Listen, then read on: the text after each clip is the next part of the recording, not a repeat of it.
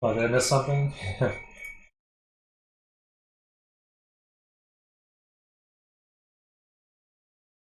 The other channel, and I accidentally dragged Scott when I Oh, didn't mean to. Yeah, I was just saying that when they came back, you came in, Jeremy, you came in like perfect timing and like at the rate they were coming back. oh, right when you guys are dragged back. Like do do. It's like I was part of the original victims. Yep.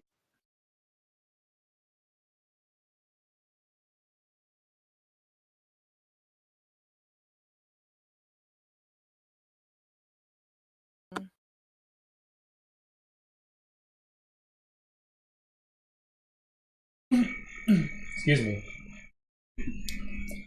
Let me make sure my mic is actually pointed at me.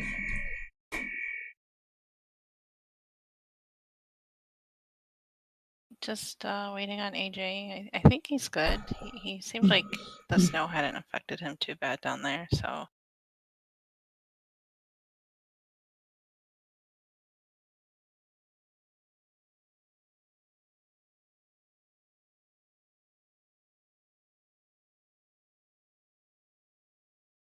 I'll give him a call.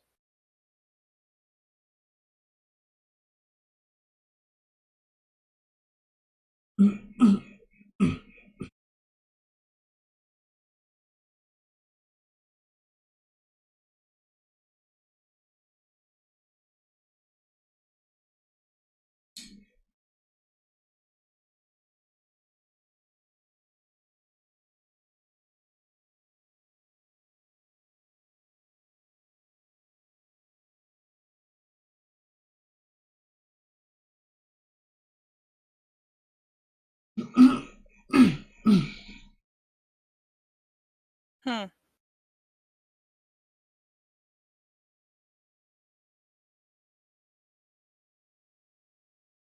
So it seems like okay, he's running a few minutes behind, it looks like.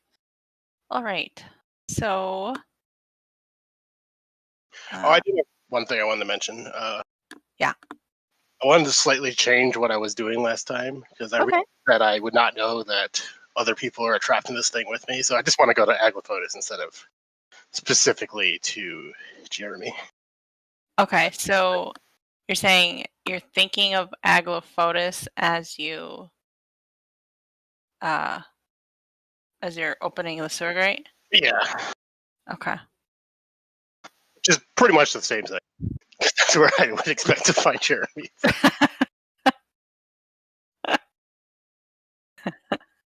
uh, Are you trying to avoid him? Oh no, I was thinking that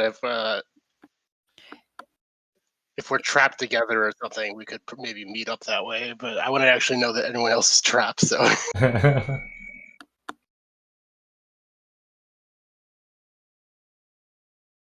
but in that case, I want to go to Aglafotis to see if I can look up the notes and see if I can figure out something about this state.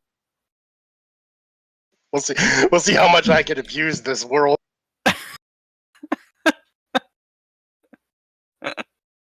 okay. All right. Well, that changes what I. Okay, that's fine though. I mean, if it was actually going to work, you could just be there anyways, because I would assume that. Well,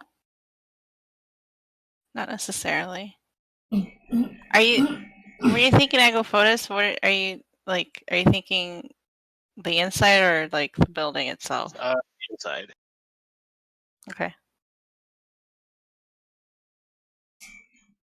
Gonna look up some stuff. Does that not conflict with the original goal of getting into the publishing company?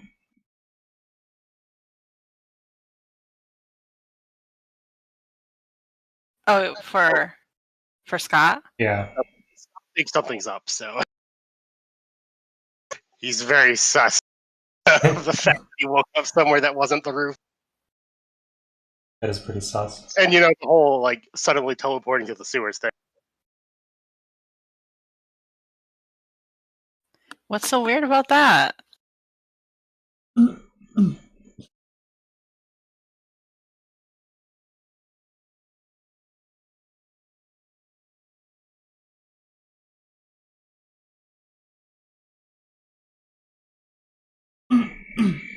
like to think he's slightly good at dealing with mental attacks, anyways.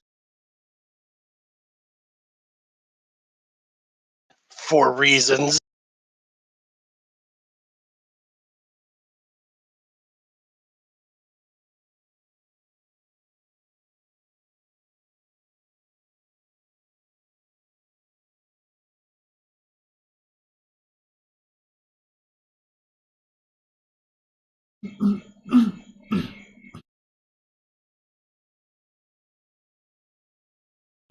Excuse me.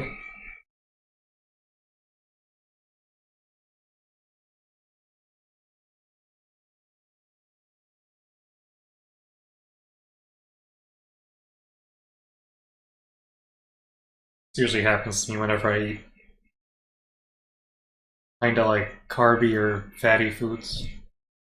Excess mucus for some reason. Meant to do.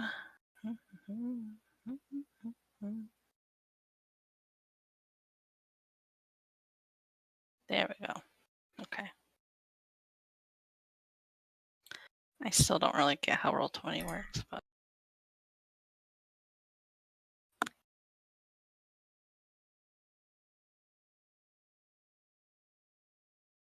What is this tie picture? It's too small for me to really make it out.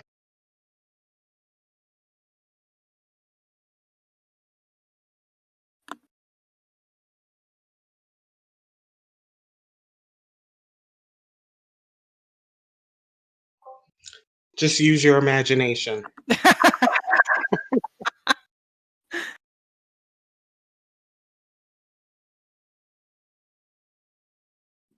I'm going to step away real quick while we wait. okay.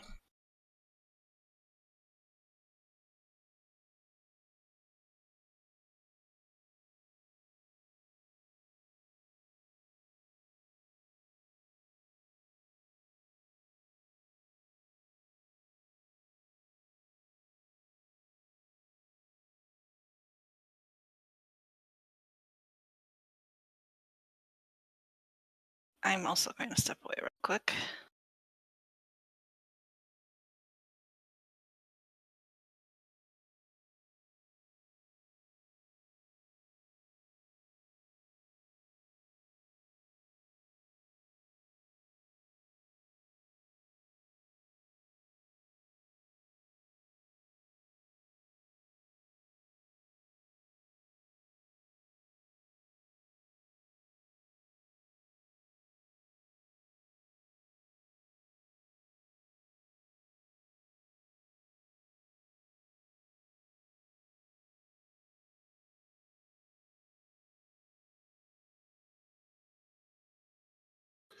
Hello? Okay, sorry about that. That's okay. 2 people just left to do stuff. So like that.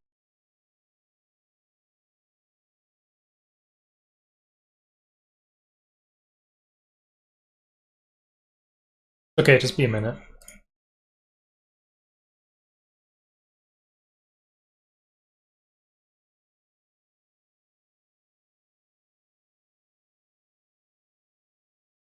Oh, where the heck is that picture? I've got too many random pictures on my desktop from GMing stuff. Now I just can't find the stuff I'm looking for. I know how that goes. I eventually I got organized, but still, even now I have like dozens of photos. It's too easy just to drag stuff off of the internet. Like, yeah, I could use this.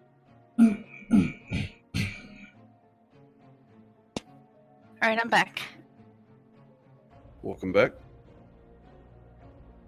God, we've been Welcome. waiting on you for so long. So annoying. You know, if you didn't live on the other side of the country, I'd slap you. I have no idea what you're talking about. Priority weapon service. Um, is Ty back?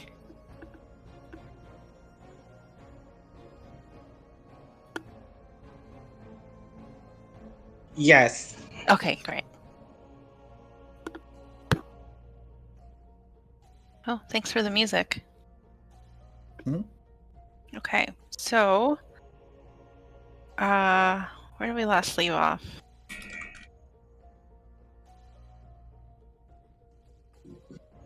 All right, so let's see. The four hunters were in separate locations. Let's see what was happening. Jeremy was leaving Miss Archer's office, right? After Yep. Getting chewed out. getting chewed out.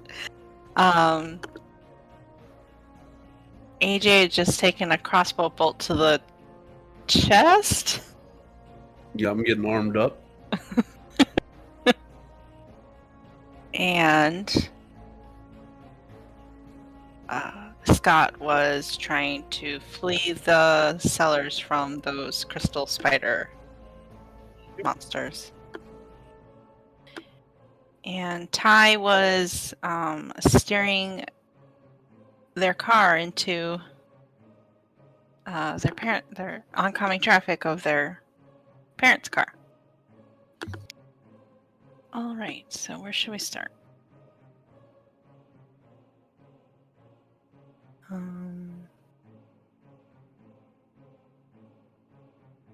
Let's see.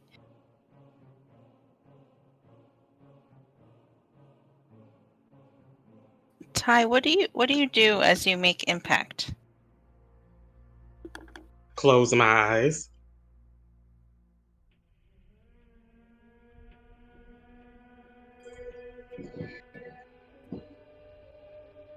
Close your eyes? Yeah. Okay. Are you just trying to like collect yourself? Brace for impact. Okay. All right, so you the car collides, you hear that awful screeching of metal Mm-hmm. and like crunching. The airbag deploys, Mm-hmm. right? And sort of as the like impact finishes up, like you know it's over with, and the cars, well, they spin out, they're going straight on, so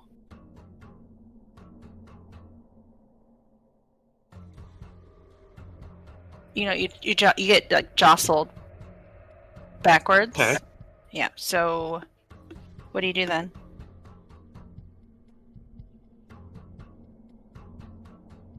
Car's no longer moving, right? No longer moving. I'm gonna try to get out the car safely. Okay. So I think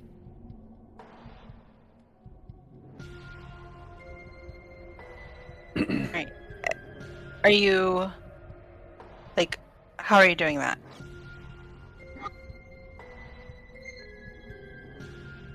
Well, I'm just gonna teleport out the car. Oh, okay, so you're teleporting out of the car. All right, roll it. Yes. Okay, I Or will. actually, just roll plus weird.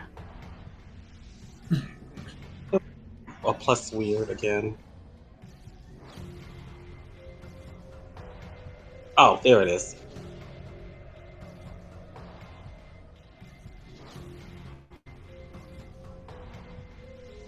Did it go through? Yeah, 7. Okay. I can't remember what we said a mixed success was. So where were you trying to go? Just outside of the car.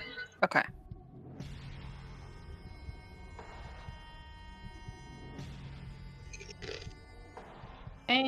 What did we say a 7 does?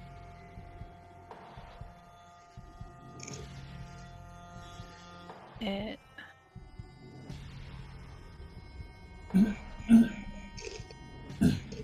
Okay. So instead of landing outside of the car, you land on top of your parents' car. Oh. Okay.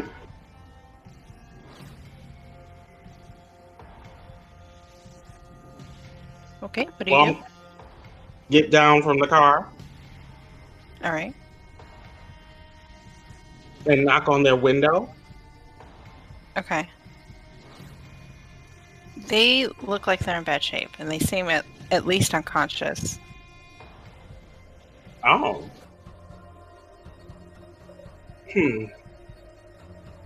Would I be able to try and teleport in the car and then get them out?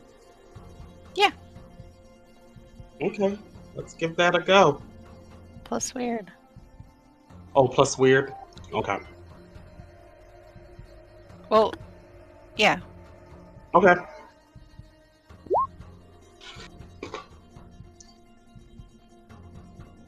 Nice. Yay! All right. So I'll say that you're able to, with a 14, that you're able to, get in, get one parent, go back in and get the other parent. Okay. All right. So I assume you bring them someplace kind of relatively safe. Yeah. Okay. All right. What do you do next? I guess I would try to call an ambulance. All right. Okay. All right. And then I would. Mhm.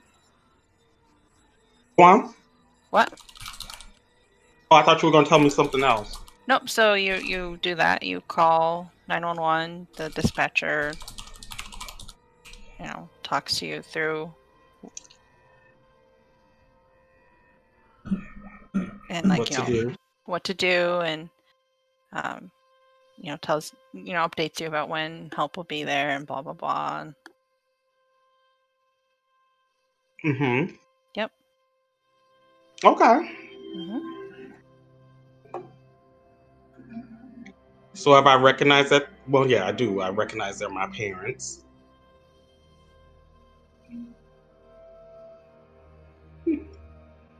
Should I do more? Like I'm tempted to try and wake one of them up.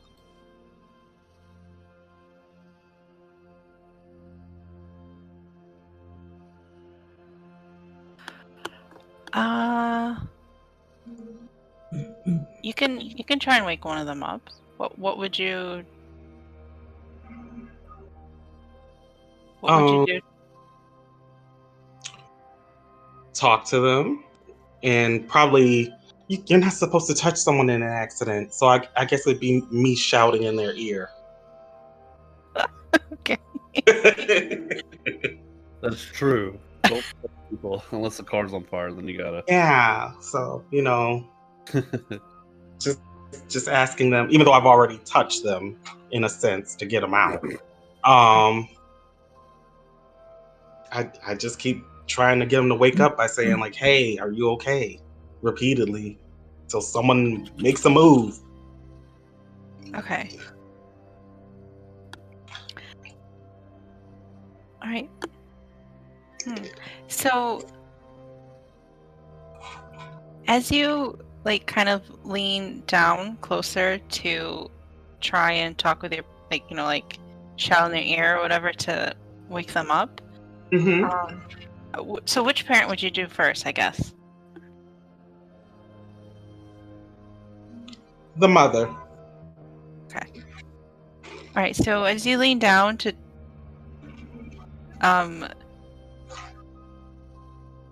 talk to your mom, you notice that she is a marionette. Oh.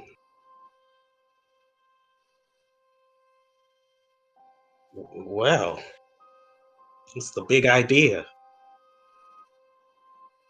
So it's very much similar to your marionette doll body. Mm-hmm. Mm-hmm. Okay. So I think I'm gonna try and wake up the dad now. Okay. So as you lean down to try and wake up your dad, you notice that he's also a marionette. Oh. Well, Daddy. Daddy. what's going on here?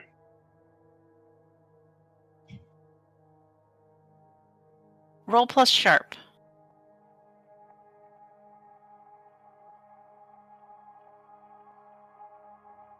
Nine.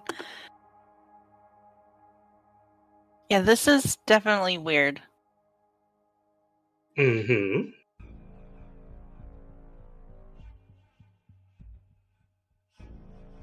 Like out of the ordinary.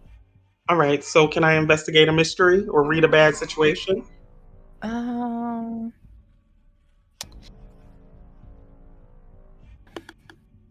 Yes. Okay, I'll read a bad situation. Okay. Um.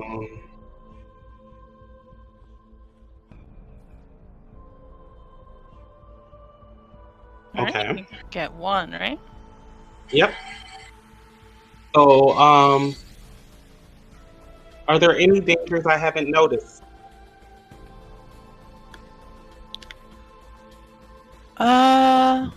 Other than, there's some cars still driving by and things like that, but but they're kind of like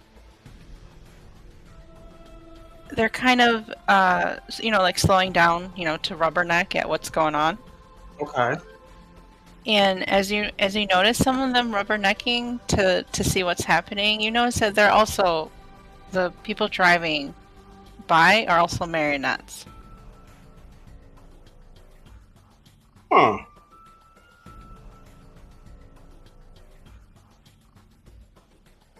Can I investigate a mystery now? Yes, but a -1. Oh, okay. Mm-hmm. Sure.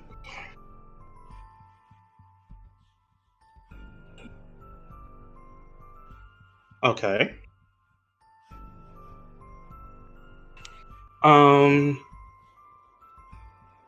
What is being concealed here?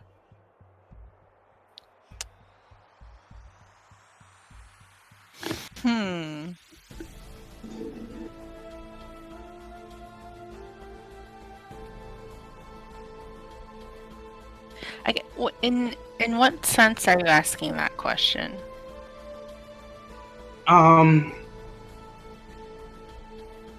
Just off of a hunch, like on a gut level, like something feels amiss, like with my environment. Okay. So I guess based on what you're seeing and what's happening, you might be questioning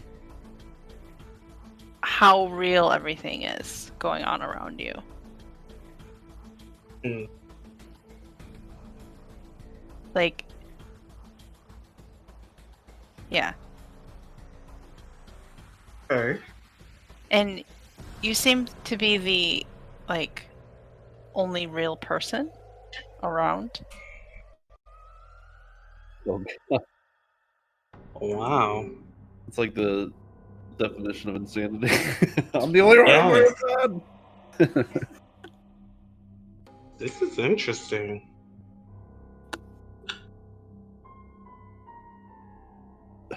You took the red pill. I see that. I'm in the Matrix. I'm kind of disappointed I didn't get to talk to my parent. What can I do next? Well, I mean, those other marionettes are driving around and things, so...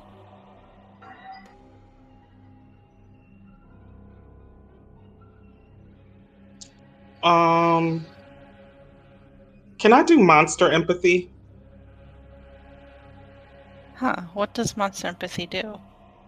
Oh wait, no, I won't be able to. Because I would have to know that the monster's around. Okay. Were you just... But it's go on. Oh, I wasn't sure what you were trying to. Were you trying to connect with something in specific, or? Yeah, if there was something close watching me, Oh, so okay. I wanted.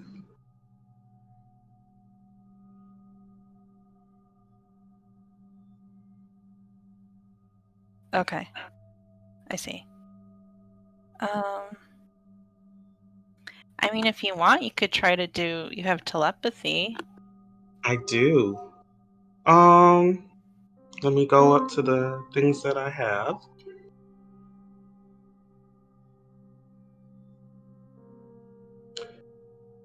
I'll do telepathy, but with read a bad situation. Okay. Or I figure. I mean, you can. Yeah. Okay. Yeah. Roll plus weird. Plus weird. Okay. Mm-hmm.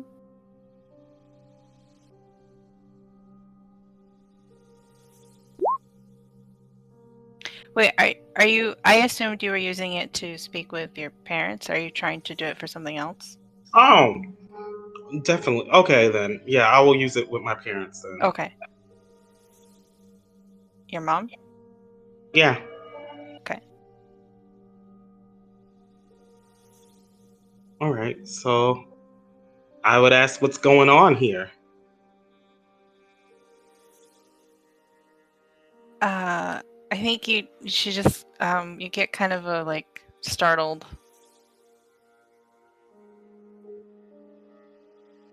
Oh. Like, Ty?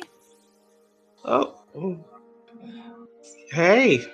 I guess the new look is kind of confusing you. let me fix that.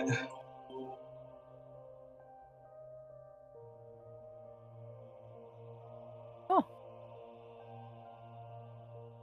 So she's still, her marionette body is still laying down, but you are able to like connect with her thoughts. So I don't know if she necessarily saw you. Oh. Well, I'm gonna pretend that she did. Okay. Well, I mean, you could project your own image into her mind if you want. We're here now. Okay. Should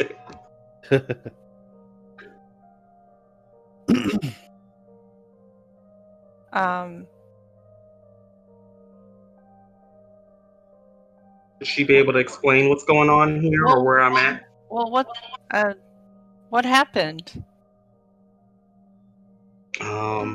You were in a car accident. With Oh, me. is that? Are you all right? Fine. What about you? I don't know. I can't really feel my body. Okay, that makes sense. You're in a marionette. What? You're in a marionette. What are you talking about, Ty? This is gonna be tough. What do you remember before the accident? Your father and I were driving to... Where were they going?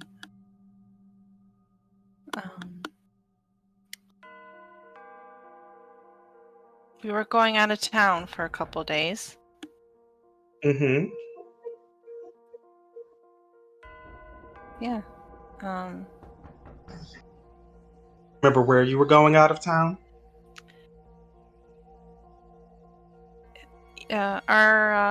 Let's see, where would they go? Right in Buffalo. What's near there? Your Falls? No, that's not out of town. The wildlife reserve. No. let's say. Oh shit! Why can't I think of the name of the city? It's like, oh no, not Akron. Ithaca? No, Ohio. Oh. Scranton. That's Pennsylvania. You know what? Fuck it. They were going to New York. Okay. Cleveland. That's Okay. But let's just make it New York. Okay.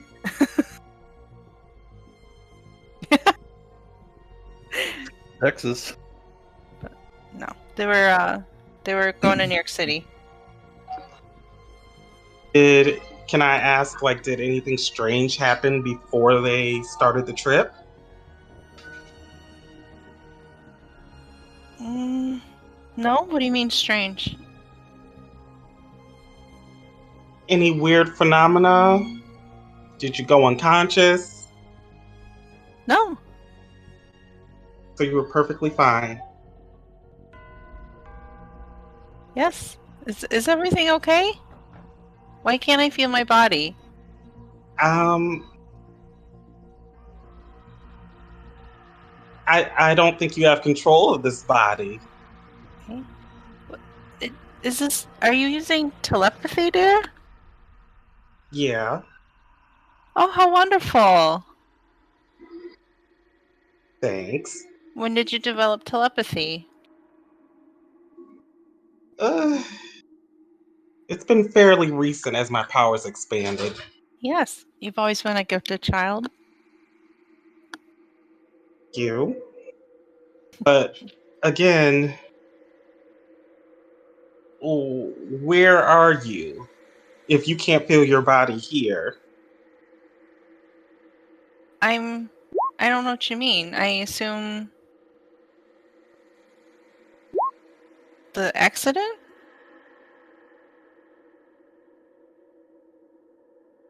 Was I injured?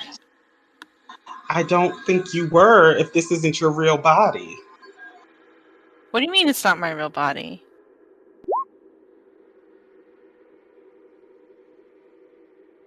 This is a marionette.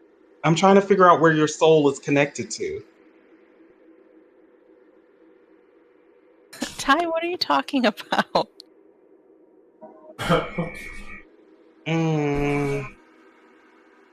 Is there any way I can use my telepathy to like fill her in real quick on what's going on?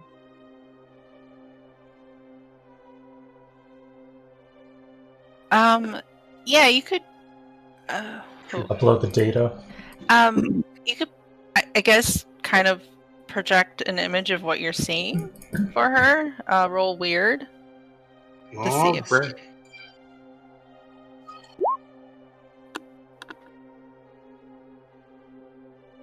Okay.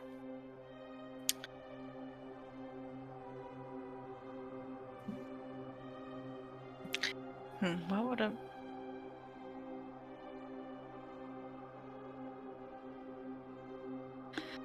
mixed success on projecting an image? Okay, so you project this image and she doesn't seem to notice anything wrong with it. But but you can tell that she recognized, that you were able to send the image. Yeah. Oh, she's like, oh dear, is your father okay? Are we injured? Oh goodness. Would it be alright if I use telepathy to wake him up? Let me just add him to the call. Just add him into the Yeah. call. Can we do a 3-way? Sure. Oh no. What does your dad sound like? Mm-hmm. Dig deep. Judgmental. They all are, right? I'm hoping he'd be the more objective one. I always knew this magic thing would be a problem. Ty? Do you want? Well, oh, I thought I was going to have to roll again. Do it. Okay. Nice. Oh, success. Patch him through, Ty? Daddy. What's going on? I'm trying to figure out how you two got here. Well, we were driving. Did anything weird happen before you got into the car accident? Like, really think. Can you be more specific about what you mean by weird? Anything witchy? Well, your mother and I were trying to get away for the weekend. Okay. Business or pleasure, Dad? Get away from business, I suppose. So what were you two going to do for business? We were trying to avoid witchy stuff. Why?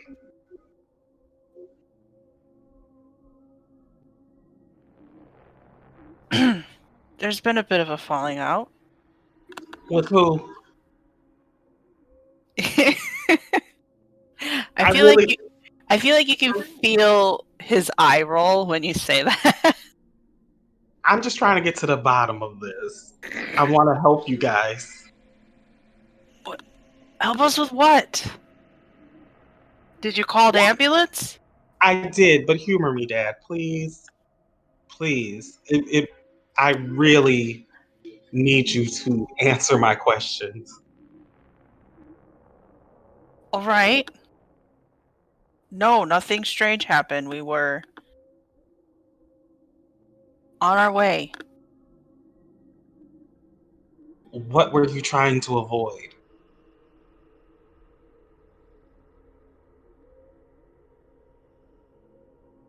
Ty, you know who we were trying to avoid. No. You do.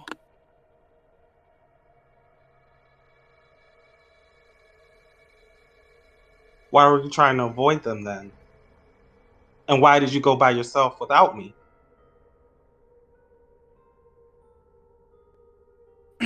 We were trying to avoid suspicion. Where were you going to go? In New York. New York, pretend to see the sights for a few days, call you down, and leave. Hop on a plane, go anywhere.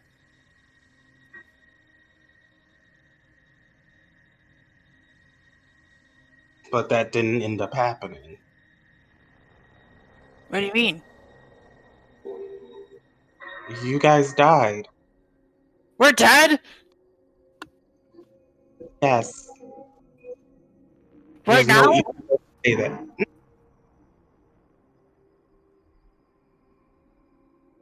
Is that why I can't move my body? That and you're a marionette right now.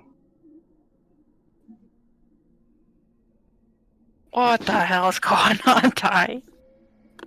I don't know. I didn't do it.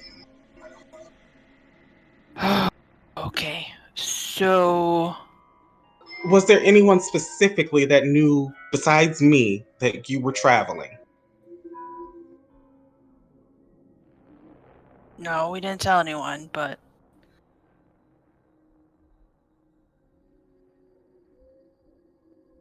that doesn't necessarily matter. It matters to me because I want to know how someone knew you were going on a trip and if they tried to stop you.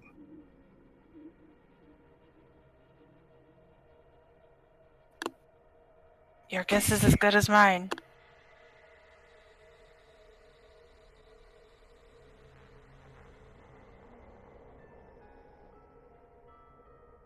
Are How you safe, much- Ty?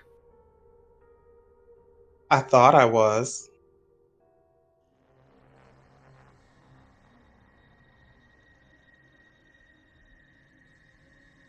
How much do you know about the Spiral Eye and what they were planning?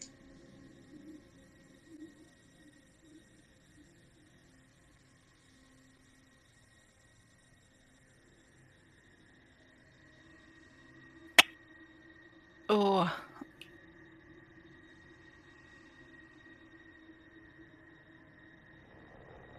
Hold on, sorry. Can we rewind? I made a blunder. Oh, okay. Where are we rewinding to?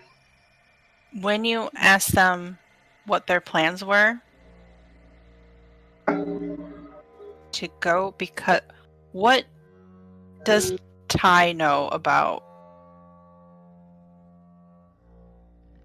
their parents' trip? Or their parents' car accident or anything? I don't know much of anything. They just Okay. told me they were on a trip. Okay. Yeah. So technically, you wouldn't have been told anything you don't already know. So now I gotta act like I don't know any of that. I've been taking notes, Keeper. unless, okay, hold on. Unless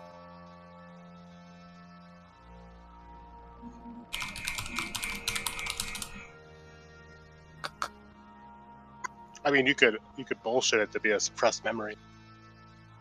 Yeah. True.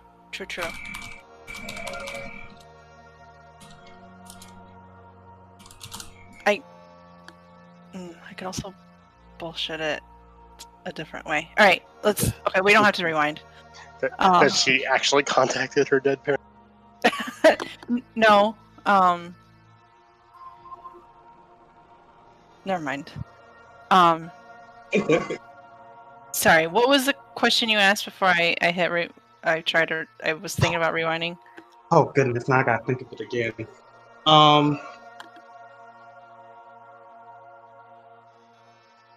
How much they knew about the Spiral Eye?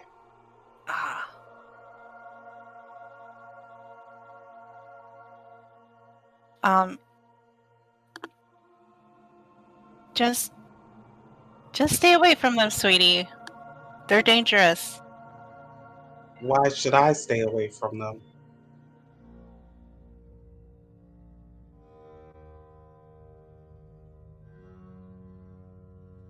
They dabble in things that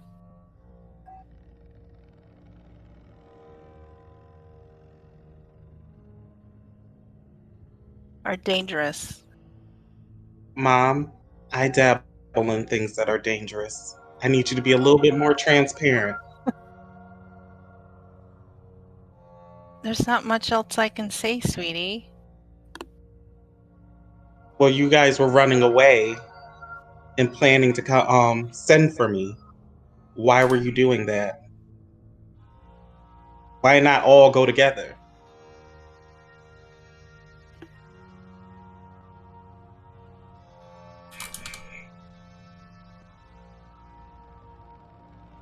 We thought it would rouse more suspicion if the three of us went out of town together.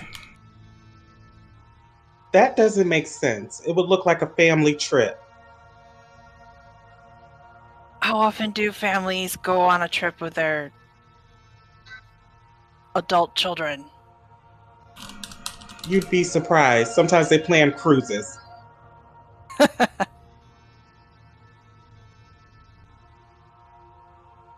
And it would have been nice. It would have.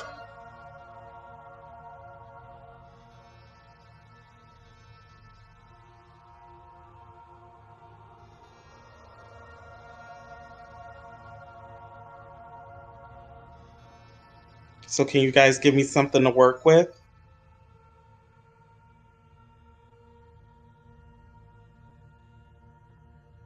Other than that they're dangerous? Yeah. Why are they dangerous? What specifically are you afraid of? we're worried that they're gonna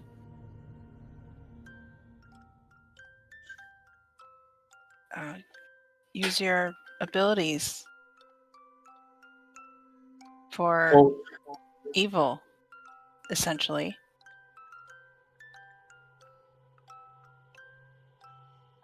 hmm.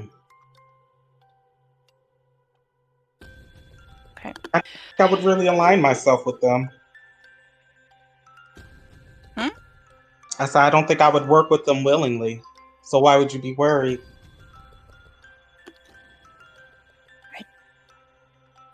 I don't think willingness is something they care about.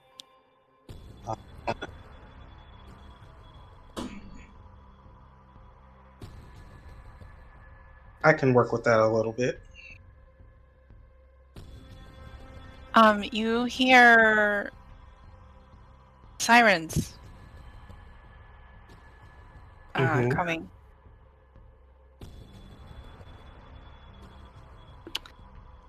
In the distance, so like you can kind of like in the distance see like like the police and EMT. Okay, so Okay. it looks like help is on the way. Great. Is it necessary that I stay? Are you asking your parents? Keeper. You're asking the keeper. Hmm. Where would you go? I don't know. Well- Away? Like I don't know. I feel like I should be going somewhere else and exploring where I'm at Okay. since they're marionettes. Okay. Are you gonna teleport? Yes. Okay. Do you say anything as you're leaving? You guys are gonna be okay. I love you. And love you I'm too. gonna get to the bottom of this. Okay. We love you too, sweetie. I Take try care of to. yourself, Ty. I will. Okay. All right. Roll weird. Oh, I actually have a teleporting thing. You still want me to do weird? Mhm. Okay. Waiting for this to be the roll that you failed. That's very supportive. I mean, you've been on fire. Right. The rolls. Where were you thinking of going when you decided to teleport?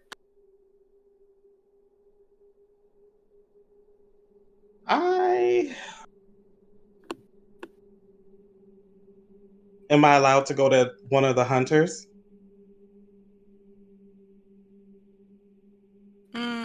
I mean, you can think about. Well, no. What does your thing say? You.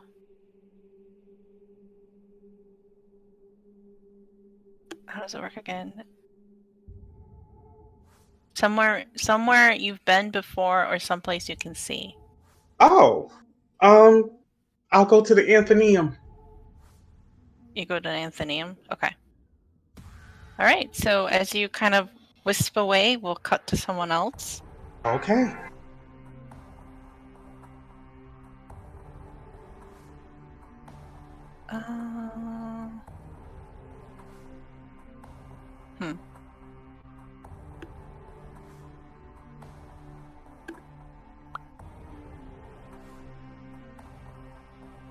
Who's next? I'll tell you who I wanted. I wanted to see the most after Ty. I want to see Jeremy. I want to see what Jeremy's nightmarish situation. Bureaucracy nightmare. He lives it.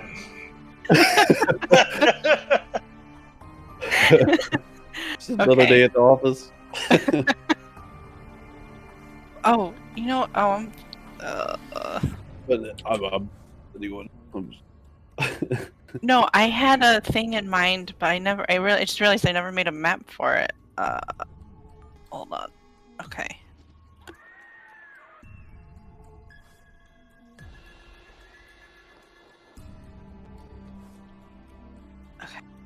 Okay.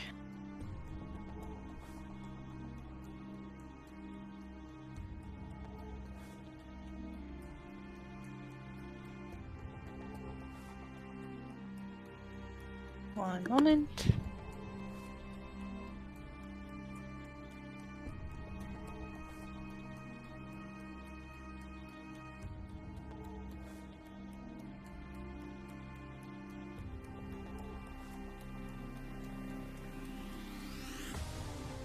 Okay, so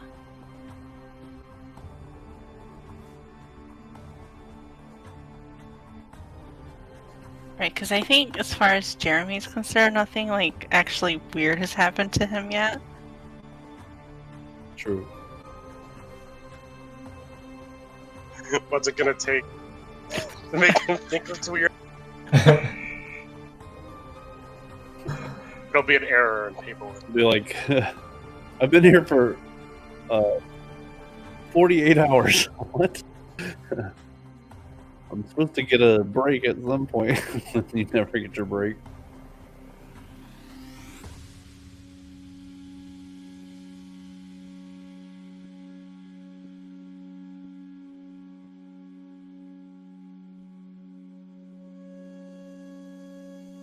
No overtime pay.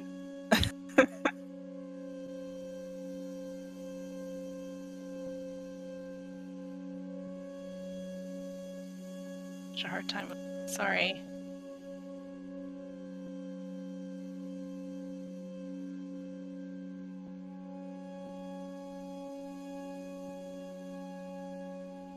And where's everyone?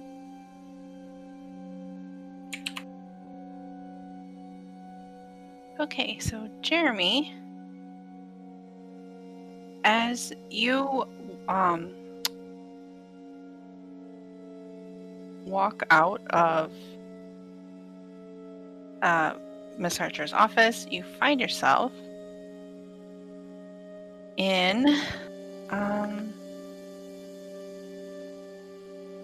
your middle school classroom.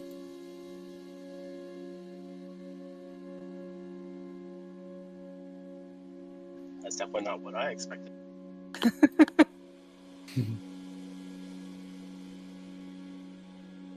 Is anyone in it? Yes, it is. It's the class you liked the least because the teacher was awful, and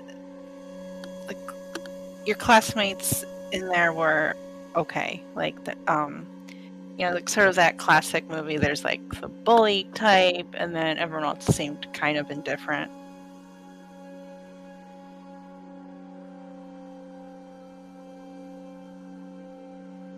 What, I guess, what type of teacher would you have had that you didn't like in like 8th grade? The strict kind that wrapped her desk and expected homework at 8 a.m. on the dot. Usually probably an older type with a bun. I know I'm getting specific here, but We've all had that teacher.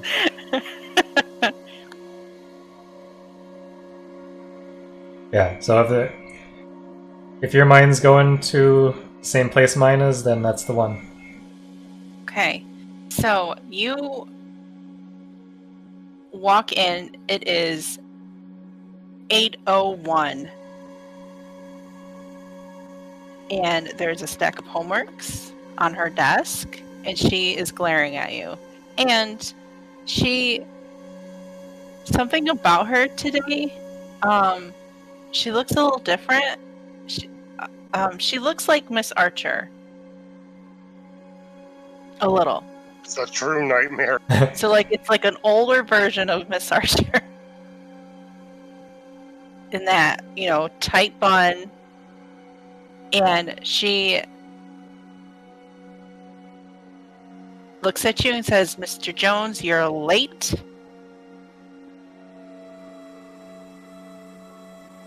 And she just kind of, did you say like taps her desk with a ruler? Is that what you said? A ruler, yeah, or a pointer or something like that, yeah. Yeah, so Ruler. she does that. Yes, so she does that like kind of towards her homework pile.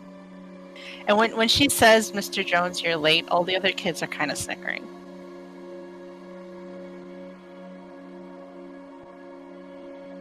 Okay. Jeremy looks down to see what he's wearing. What would Jeremy be wearing?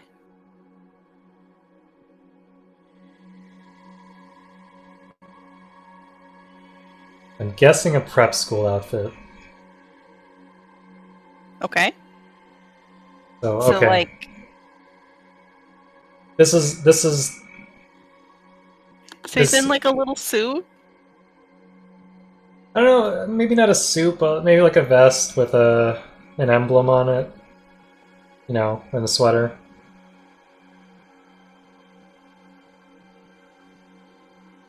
But yeah, that the purpose of that was just to check to see if it's Jeremy grown up or Jeremy as a kid. Because obviously he was just in Lily's office. Right. Which would be weirder for you? I think they're both equally weird. What if you're an adult, but all the rest are kids? Then it would be easier to disassociate himself from Okay, what's happening. Then, all right, then you're in your child body. Okay.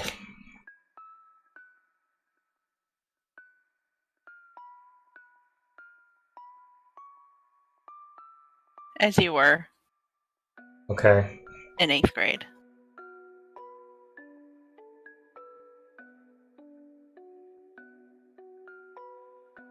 Jeremy immediately reaches for his backpack to fish around a piece of paper. This is almost instinctual. He knows pretty much whenever he walks into this class, at least as a kid, homework is due. Okay. As you fish around in your backpack, you start to panic as you realize that you don't have your homework in there.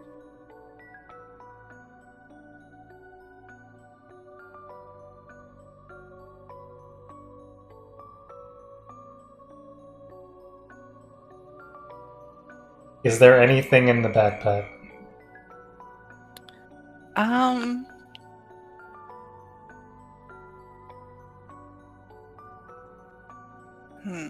Failing to grab the homework, Jeremy would reach for something else that's in his backpack, Okay. like a pencil or a notebook or something.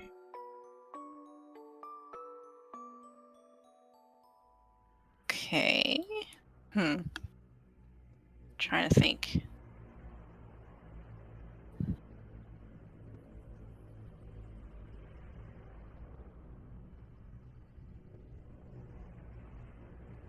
Roll plus weird. Oh, this should be fun. Weird is my best stat.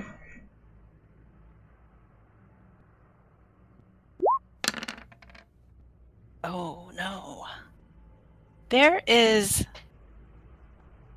nothing. Your backpack is completely empty.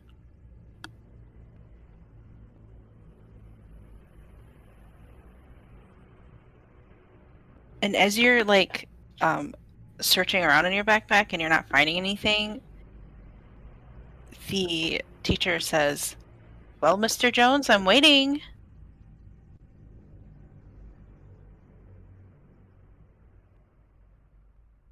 Jeremy sighs and says, "I'm sorry I'm late, miss." Archer? Okay.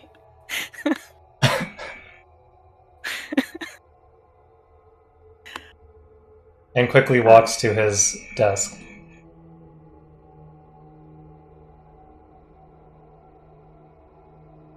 She kind of narrows her eyes at you and says, "Mr. Jones, a word after class," and like turns back to the blackboard and starts like, I don't know, writing whatever subject she taught lessons on the board.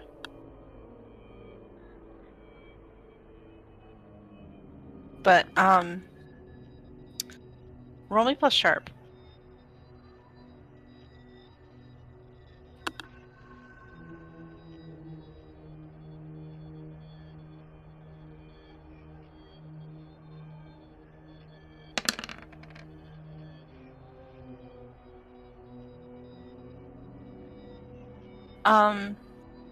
It's kind of weird. You're pretty sure her name's not Miss Archer, and yet she didn't correct you on that.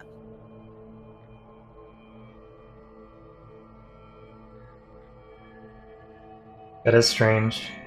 Jeremy reaches under his desk for a notepad and a pencil and writes that down. My God, I love it. Jeremy would.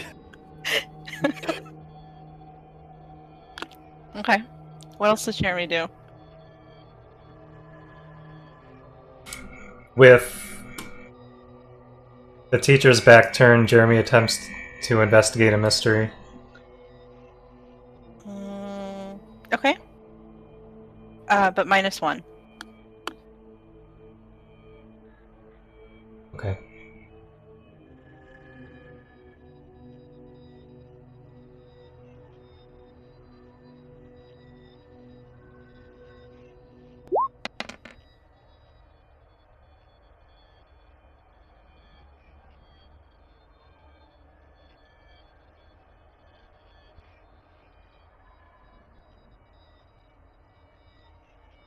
Oh, that was 0. Sorry. Subtract 1 from that. 7. Okay. Partial success. You get 1 question. What is being concealed here?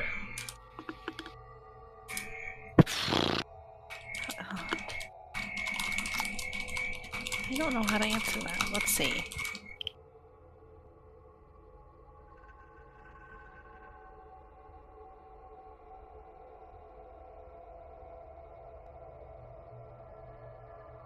Well,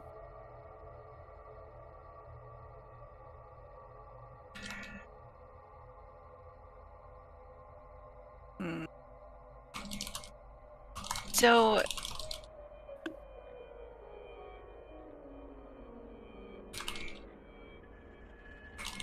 it's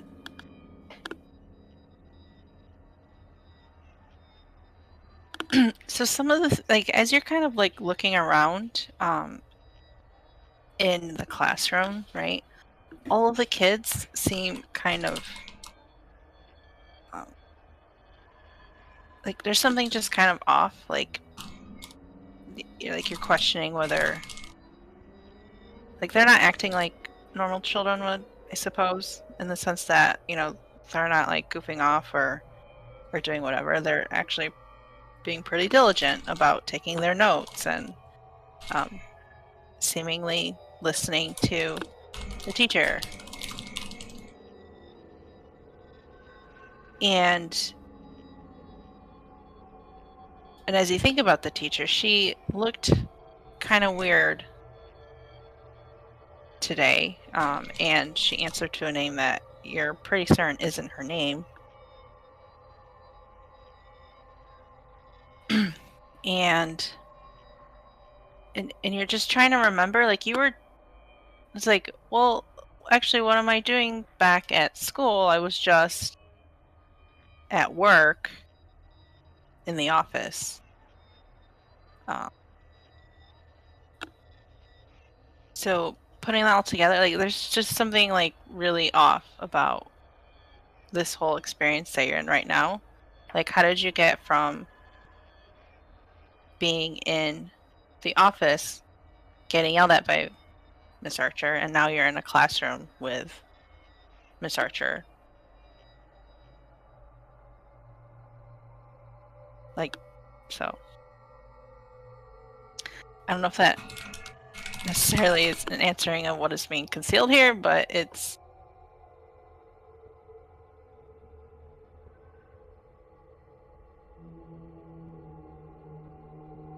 strange that you have a recollection of being at work and now you're in 8th grade. And that at first didn't seem strange to you, but now it does. And the way that all of your other classmates are acting is also strange.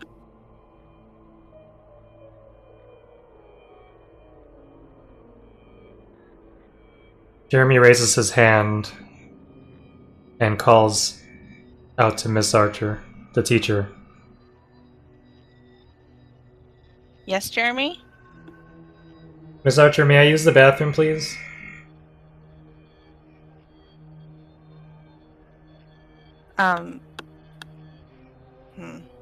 Roll manipulate someone.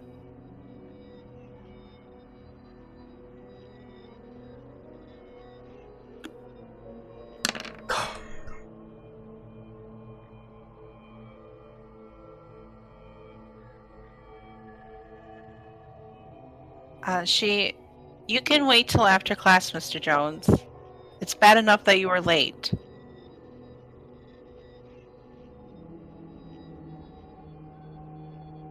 What does Miss Archer do then? She turns around and goes back to her.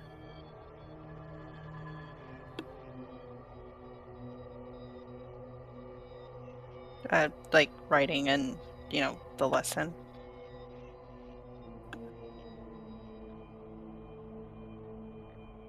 While she is doing that, Jeremy gets up and tries to quietly walk to the door.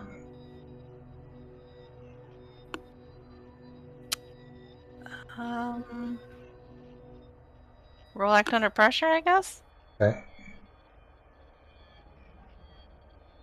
How about another failure? How about a resounding success? Do I get experience for this? For these fails? Yeah. Oh, cool. Okay. This is your opportunity to gain experience. Yeah, without consequences, yeah. Okay, so, you make it out. Well, hold on. The doors will be closed. So you successfully, no one in the classroom notices, and no one, Miss Archer doesn't notice. And you manage to open the door. And we'll cut over to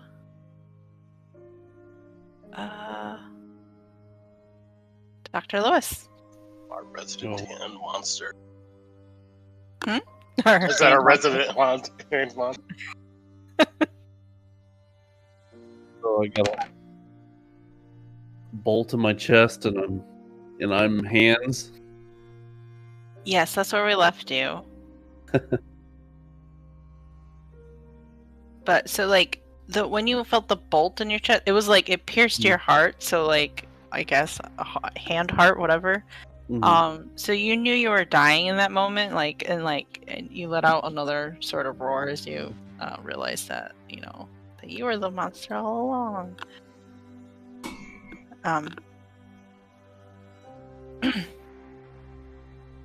So you wake up in a very cramped space. It's cold and dark.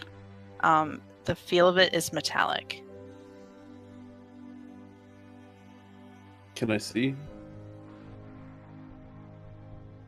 Oops, sorry. Ignore that.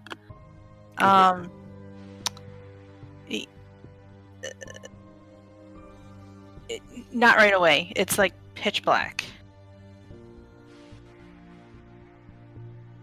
But as you what do you do? Just feel around. Feel around? Okay. Mm-hmm. The sides feel metallic. Okay. The tops feel metallic. It seems like you're encased in a metal box. How am I oriented? Is it you said it's really tight, right? Yes. You're laying down. Laying down? Oh no. Alright.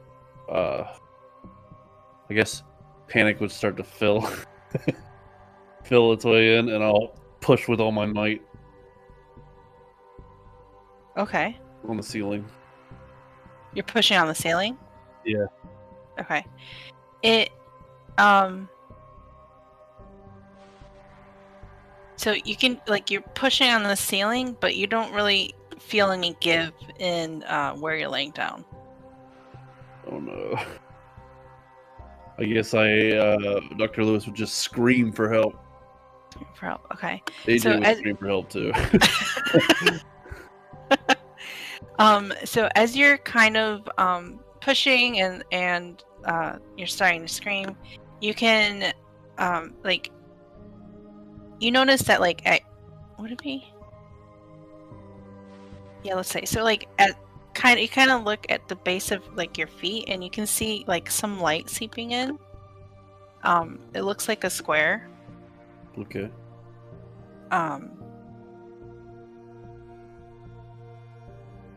So it seems like whatever this metallic thing that you're encased in, there is some light seeping in by your feet. So you can kind of, once your eyes adjust a little bit, you can see that you're no longer a hand monster. You're in your body, your Okay. regular body.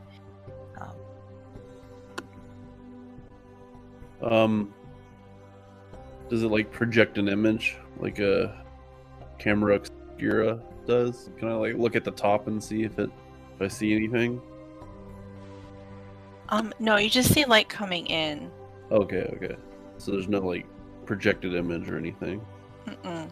It's very it's like what you might like if you were laying down and you saw like you were looking at the crack in a like the door, like you know, Okay. like at the bottom of a door, or like actually, you know, let's say like you know there's a doorway where it's not very tightly closed, and if there was a light from behind, Mm-hmm.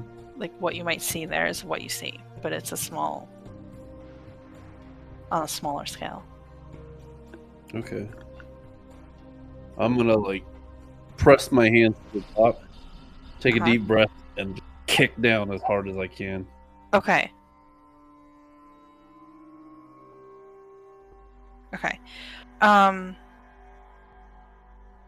You notice a little bit of movement. Roll Alright. plus sharp. Okay.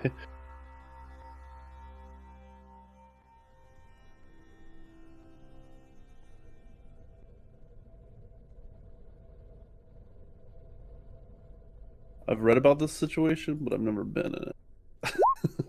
Well, it's not act under pressure. It's just sharp. Oh, sharp, plain sharp. Good. Yeah, okay. but which I think you rolled. Yeah. So you kind of hear this noise. It almost sounds like not. Would wheels be the right? You've heard this before when you were at the morgue. All right. I'm just gonna keep kicking downward and keep hitting the wall in front of me, I guess. Okay. And say, "I'm not dead. I'm not dead." Just scream at the top of my lungs. Now I think I'm in a cremation box. So that's what I'm gonna keep doing until I'm either free or ashes. Okay. Roll. I guess what would that be? Tough. Oh, my best attribute. Oh, I rolled pretty high. Oh, nice. So you managed to this sort of like I guess adrenaline is surging in your body, Mhm. and you're like, I'm not dead, and then you manage to like kind of push off, and you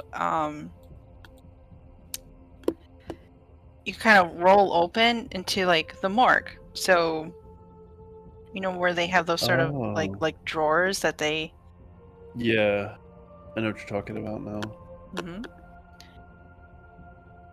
Where they can preserve the body. Yep. Okay. All right. So you've been to the morgue before, Never like this. but never like this. Yeah, I'm still surging from adrenaline. I'm looking out, like trying to get out of here. So there's. Probably. How am I dressed first? That's a good question. I hadn't thought of that. Because I don't want to run out nude, I guess. Don't they usually have like a veil on top of them or something? Like a hospital gown or something? Yeah, or just, I mentioned like the white sheet that they pull over. Mhm. I don't know, from movies. I don't know if that's true in real life, though. A shroud. If I have some sort of shroud, I'll just wrap it around me and Okay, I run mean, out. you can be fully clothed. I don't care. Okay, that works then. I'm gonna be very like terrified and paranoid about everyone, and I'm just gonna try to get out of the hospital. Okay. You don't see anyone?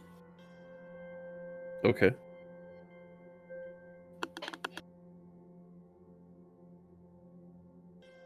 There's there's no one in the morgue. Is that unusual for this time of day? Do they have people in there like all the time? Is that a thing or no? I imagine like middle of the night, maybe there's only like one person on duty or whatever. And then Mhm. who knows? Morticians know, or whatever they're called. The medical examiner or whatever they're called. Yeah.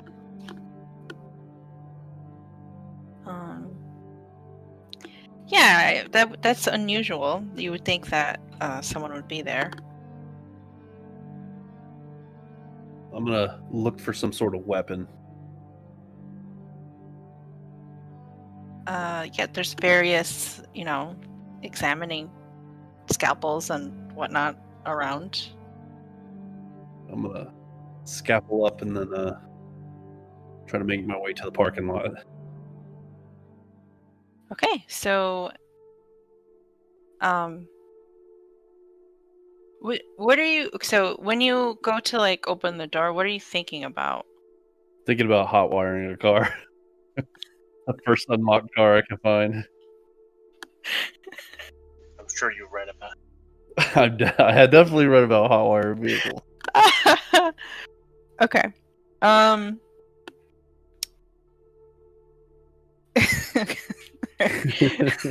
As you open the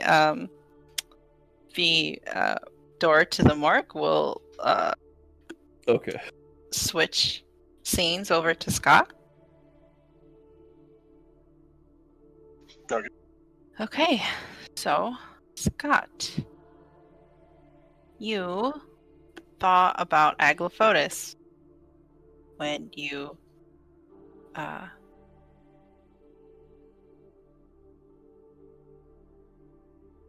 were leaving the Surrogate, correct?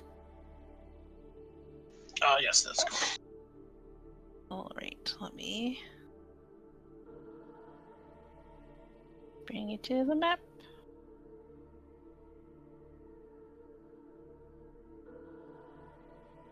Okay.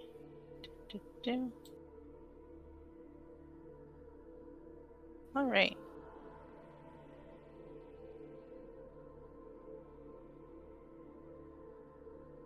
Okay, can you see that? Yeah, it's on fire apparently. Yes. It's on fire. There's like a bunch of people running around screaming like crazy, like panicked. I guess what would you say the most dangerous sort of creature that Scott has captured for Aglafotis?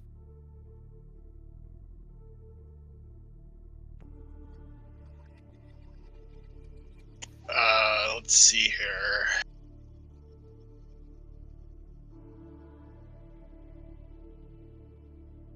Probably some sort of demon thing.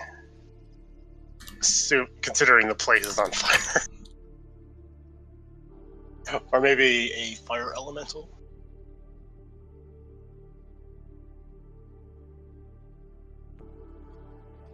Okay, so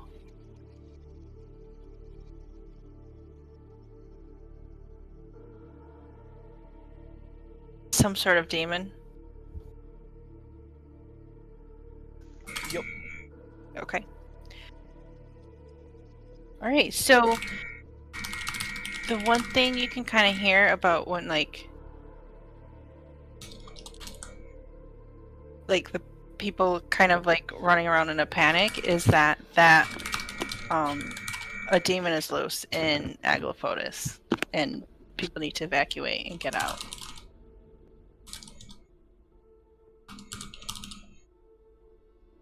What do you do?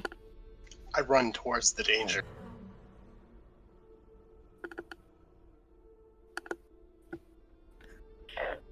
What do you mean? I'm gonna look around for this demon thing because I don't really care about the fire. Okay. Okay. You don't really see it anywhere?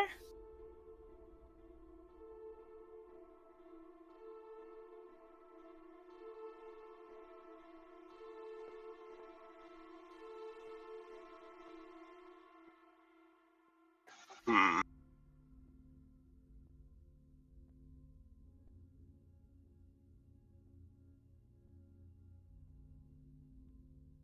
But I'm curious as to why the sprinklers are not going off, but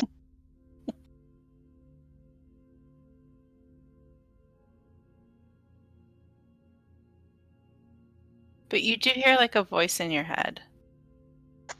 oh, It's kind of like maniacal laughing. Ha ha ha ha ha ha. Yes!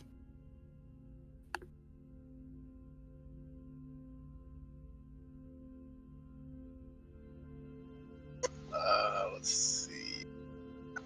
Sort of grips his head a little bit, like I assume this is a familiar voice to him. Yes, it is. It seems louder than normal.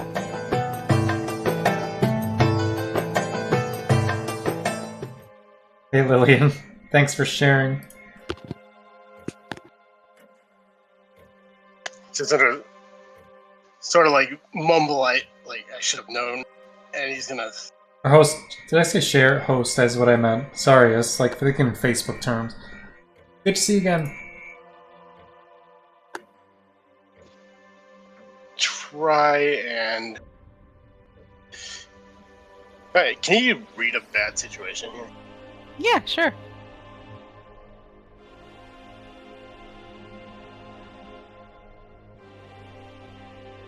Okay, this is bothering me. Light. Snuck is a valid word.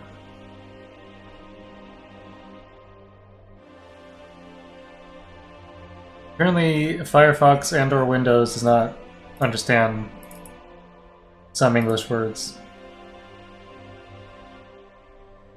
Snuck Oh, is a no. word.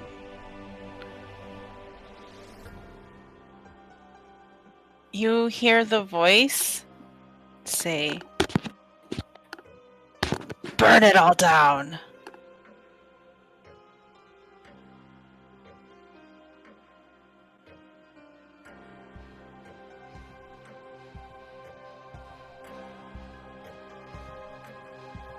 What do you do?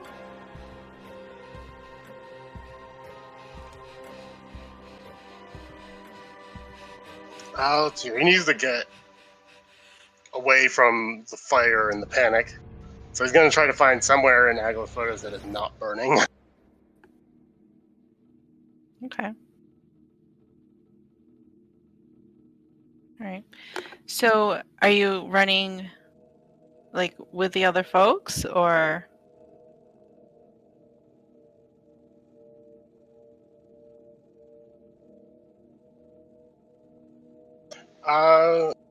No, he's going to run like deeper into Aglafotis instead of out of the building. Okay. But okay, so all right, gotcha.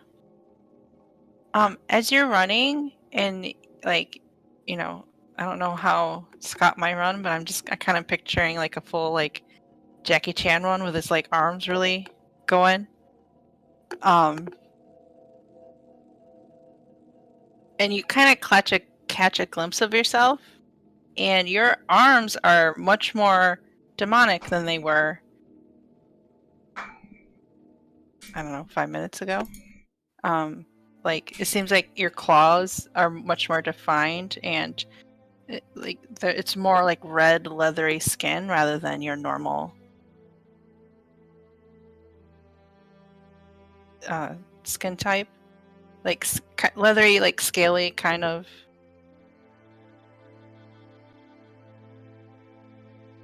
He's gonna try to talk himself out of it. He's like, no, this isn't real. And I'm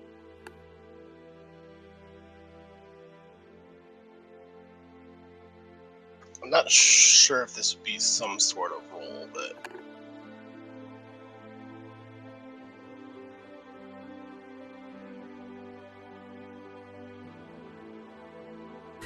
What are you trying to do? mostly just trying to calm myself down. Like, he's pretty sure this isn't real, but it's getting to him, so he's trying to avoid that, like, thought process.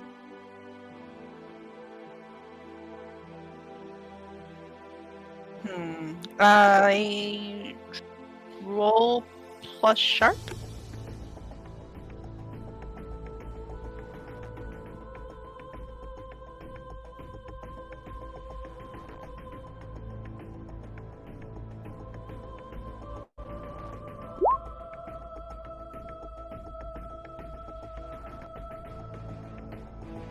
So you feel a little bit calmer about kind of the situation of, like, you're saying, no, this isn't real, and the voice says, of course it's real.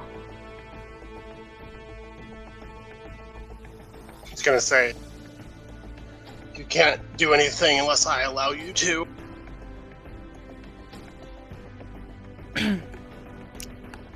You want to bet?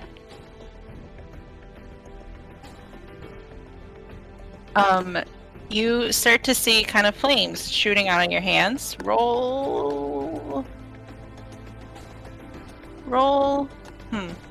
Act under pressure.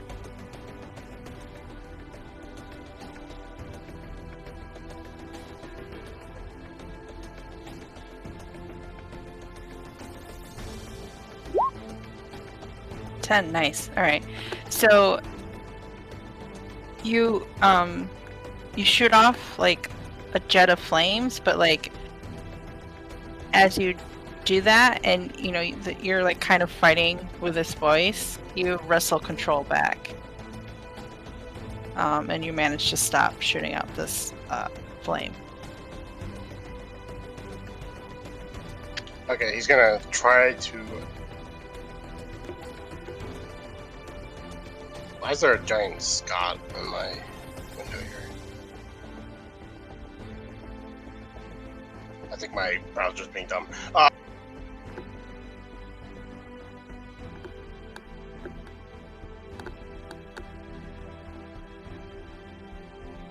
He's gonna try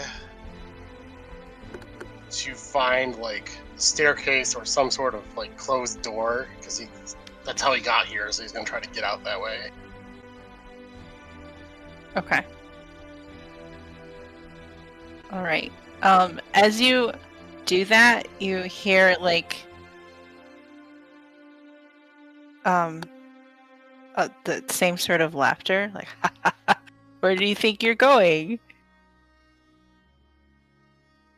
You can't get away from me. But so you reach a door and you're like going to open it. What are you thinking about as you do that? Just getting away, or?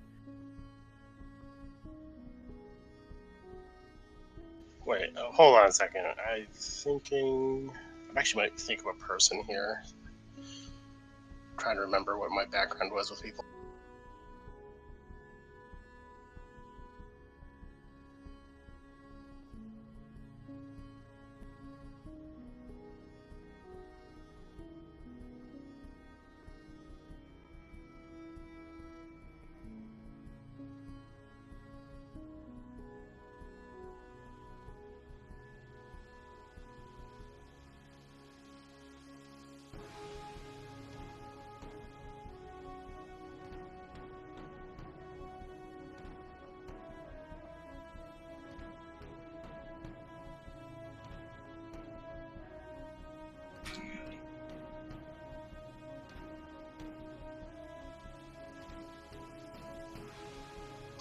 He's gonna try.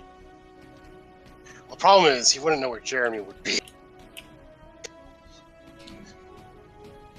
Because he's not in Agrivotis. Where does Jeremy go when he's not there?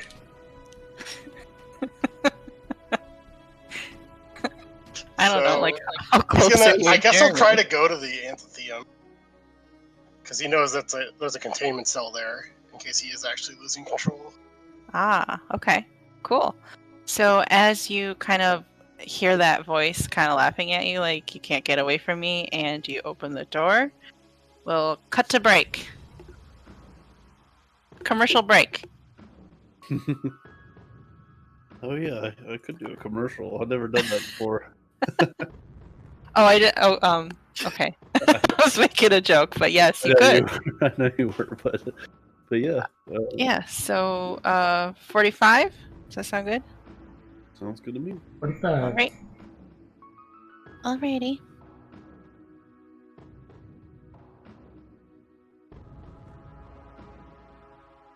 Okay, you heard him.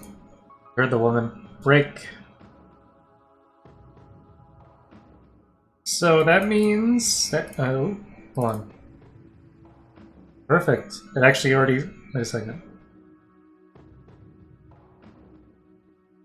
There we go. BRB with the fire background, if you like it. Luckily, I didn't even have to change the number because it last session it happened. The break happened to last until 45 minutes, so perfect. One viewer. Any lurkers? Feel free to lurk. If you want to chat, ask me stuff about what the hell you're watching. I'll be here.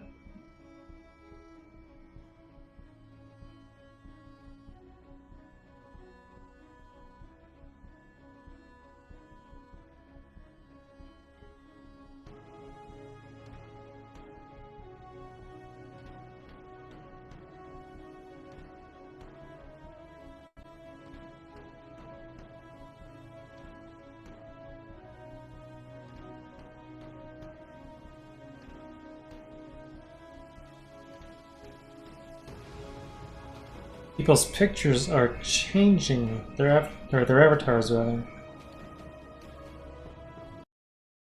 I'm seeing it out of the corner of my eye.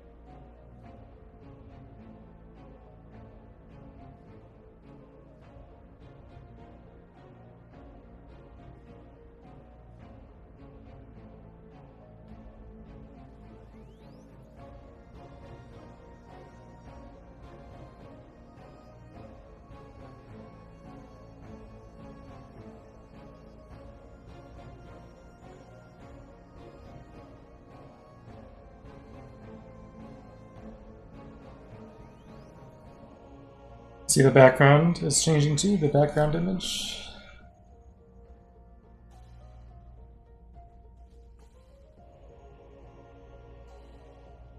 So, I'm gonna place that on the foreground, move it to the center so it's more easily visible.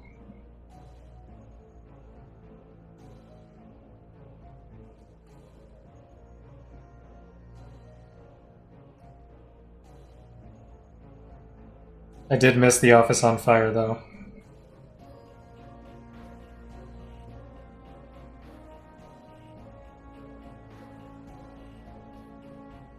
That's Milton's dream, by the way.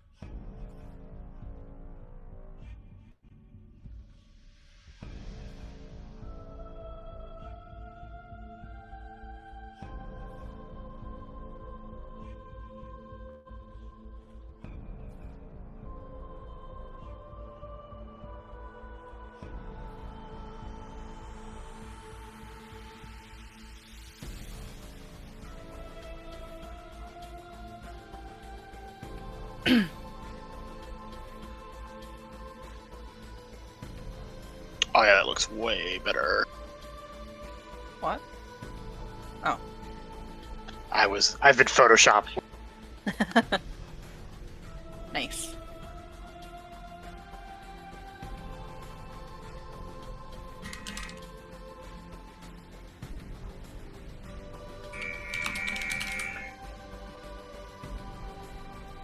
Pink. Ty, are you here? Yep. Am I next? Well, I'm just wondering if just making sure. I think we're still waiting for AJ. So.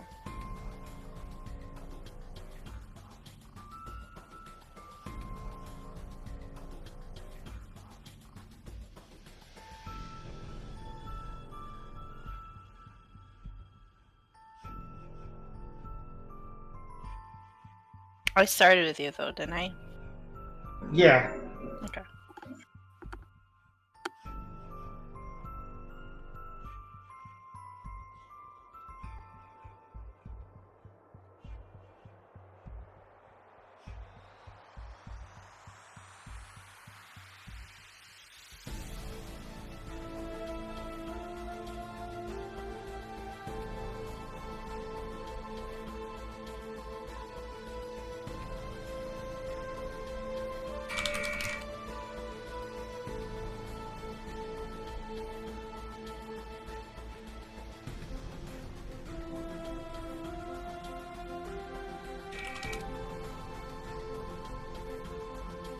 I guess, Jeremy, what was Jeremy thinking about when, he was trying to get into the school hallway? The reasoning was that he entered this alternate reality through that doorway. So if he leaves through it, maybe he could return, or maybe he has access to something else. So, returning to Aglafotis then? That's the reality he knows best. Okay. Well, I mean, you said you were trying to get back to where you were, and that would be Aglafotis. Right, Miss Archer's office. We'll see if it's on fire when you.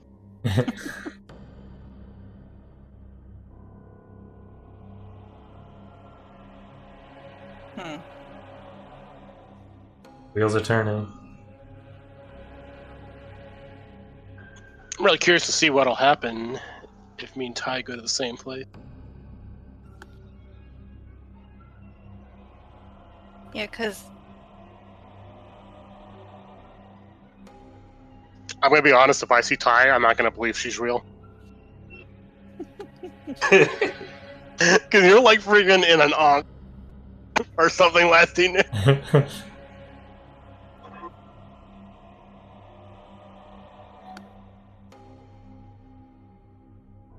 yeah. Well, here's the thing. I know. Well, if it seemed like Walter was. He said what he's thinking about is like hotwiring a car, but I think before that he said he's gonna try and get out of there to get to his anathema.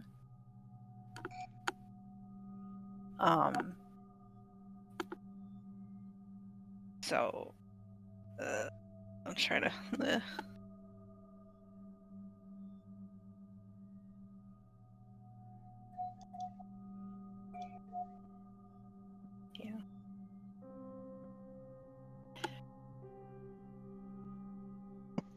Hey, if we meet up somehow, you can just merge all our nightmares together.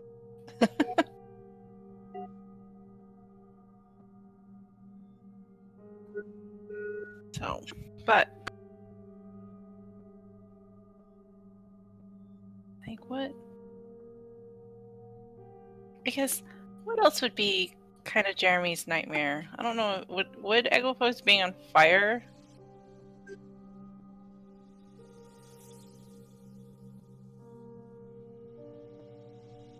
Jeremy's nightmare is things that defy reason and logic. Whoops.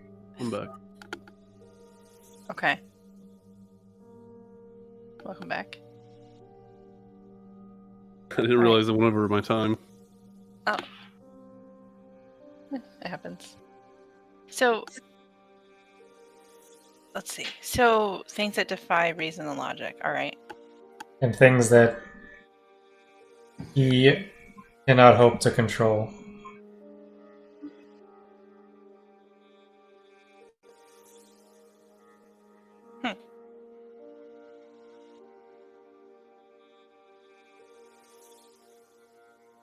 Alrighty then.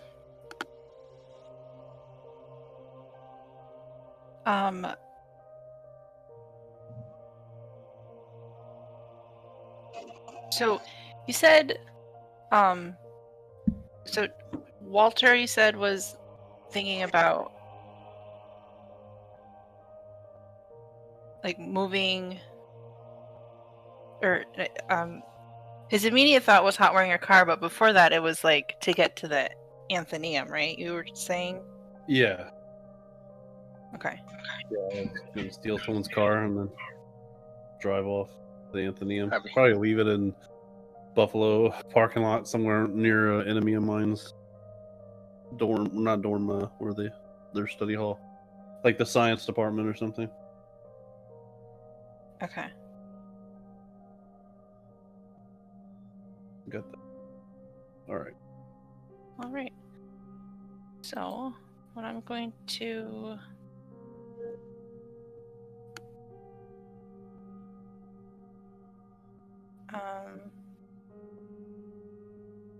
where's the map?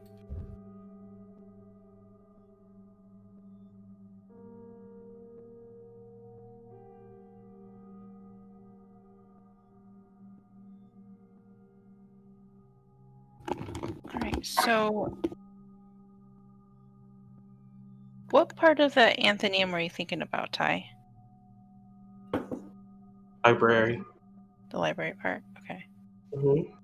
All right, so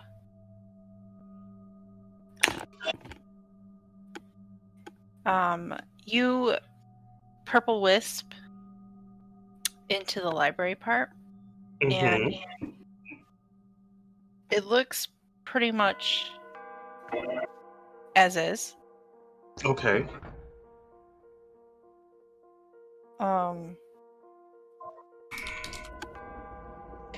And then you see Richard Okay. is just kind of sitting and like has his eyes closed and seems to be like focused on his breathing.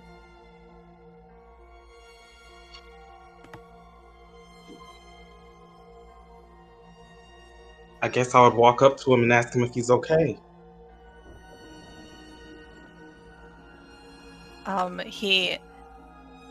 He opens his eyes and he looks at you and he's like,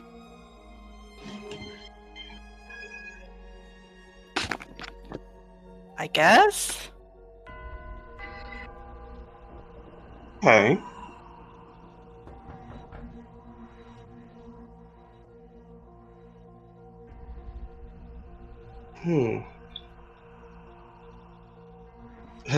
Can I ask him, like, has anything weird gone on for him?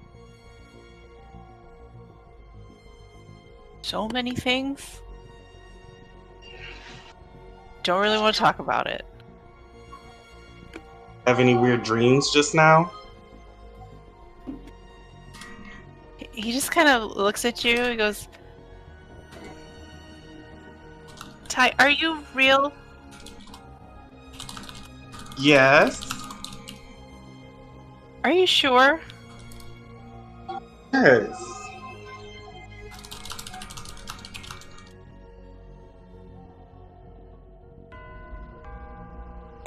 I don't know. Why would you say that?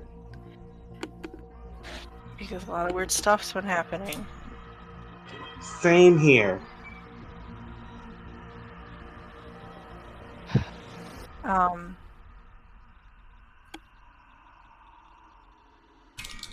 see. So, can I backtrack about what you were wearing, Dr. Lewis, at the morgue? Oh yeah, yeah. Can we say you were in a hospital gown? Because it's funny. Okay, yeah. Right. I don't even think this is the first time I've ran around the city in a hospital gown in this game. Oh, this should be fun. Alright. Alright, so you walk into your anatheum. Oh, me? Yeah, you. I run, and I just run in a panic and slam the door. And Okay. I guess I see them in there. Yep, Ty and Richard. Ty, you see Dr. Lewis in a medical gown holding a scalpel, and he's running into the space. Okay. I hold the scalpel out like defensively against you all. I said, "I don't know if you're real, but don't come near me.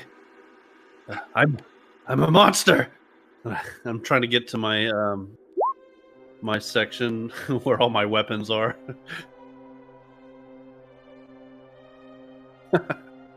Yeah, All right. my ass is hanging out. Okay. Doctor. All right. You're trying to get to the oubliette, or are you trying to get The to armor. the armory? Okay. Scott, you find yourself in the doctor's oubliette area. I don't know if you've ever been back there, actually, but I don't think it has like a Well- door or anything, so you've probably seen it, right?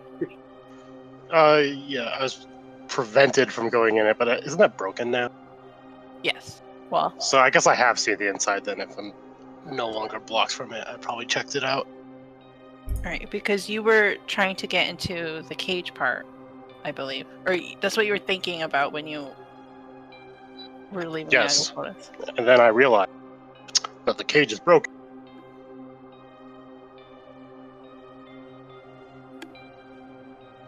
Yeah, it doesn't do its job without the tablet.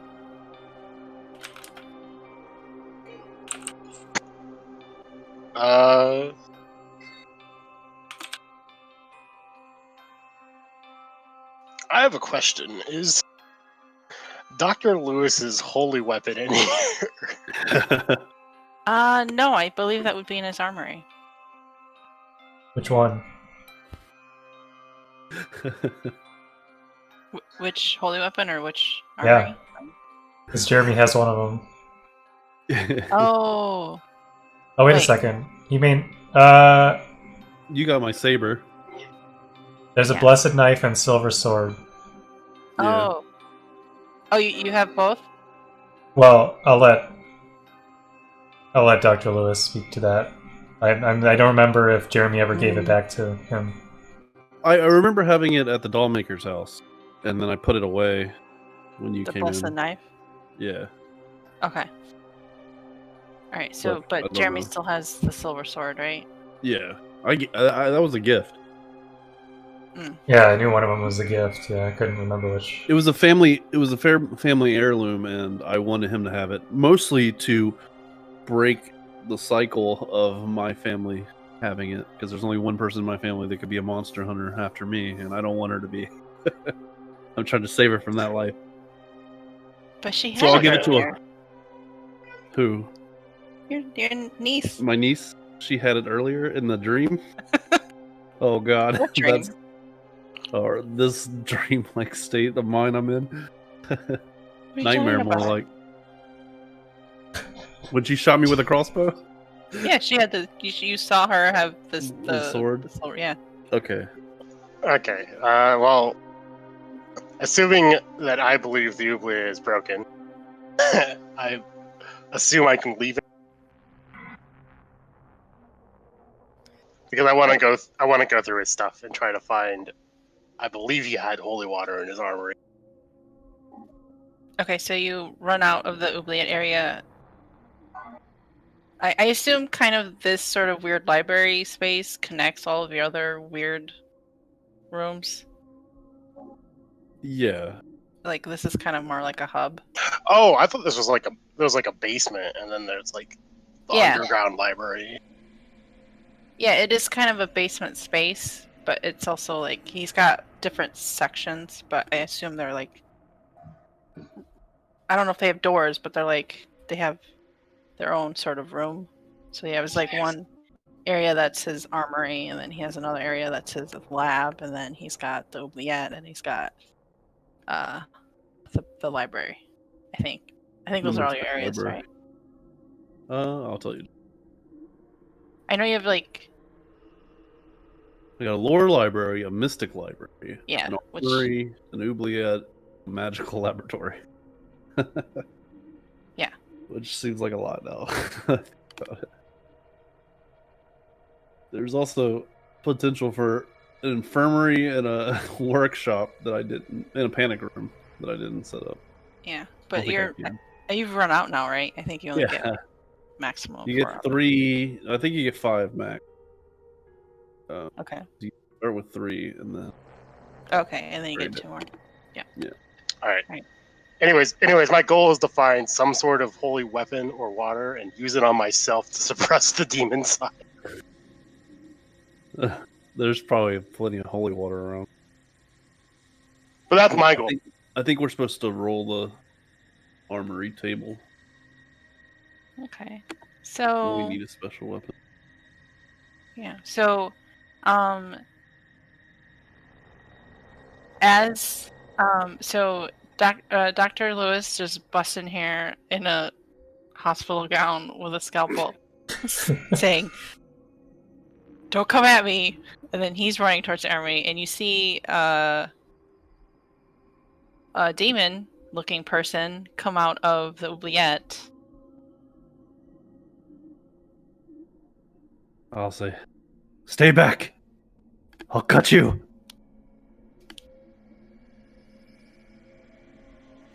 Scott, surrounded in like shadowy stuff, and be like, the holy weapon. Use it. I look on the wall and I don't take my eyes off of him. I just reach over and grab a vial of holy water and throw it over.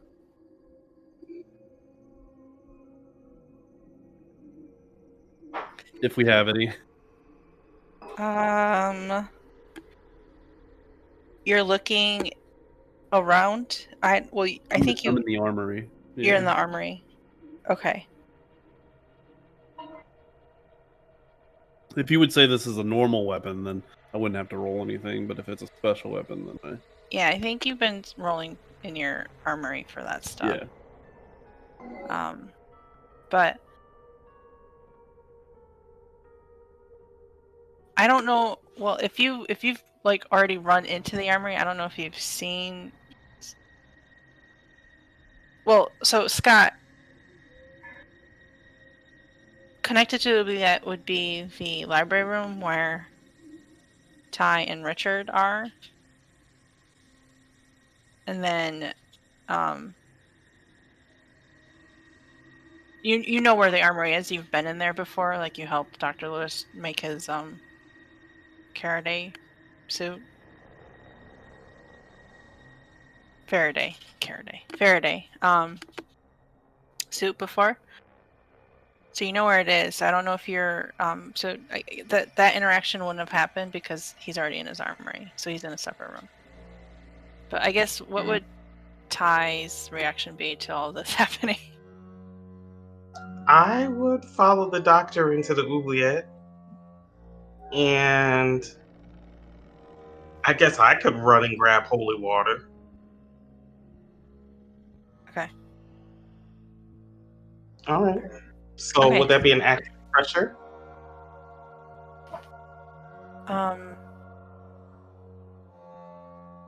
No, I think it's would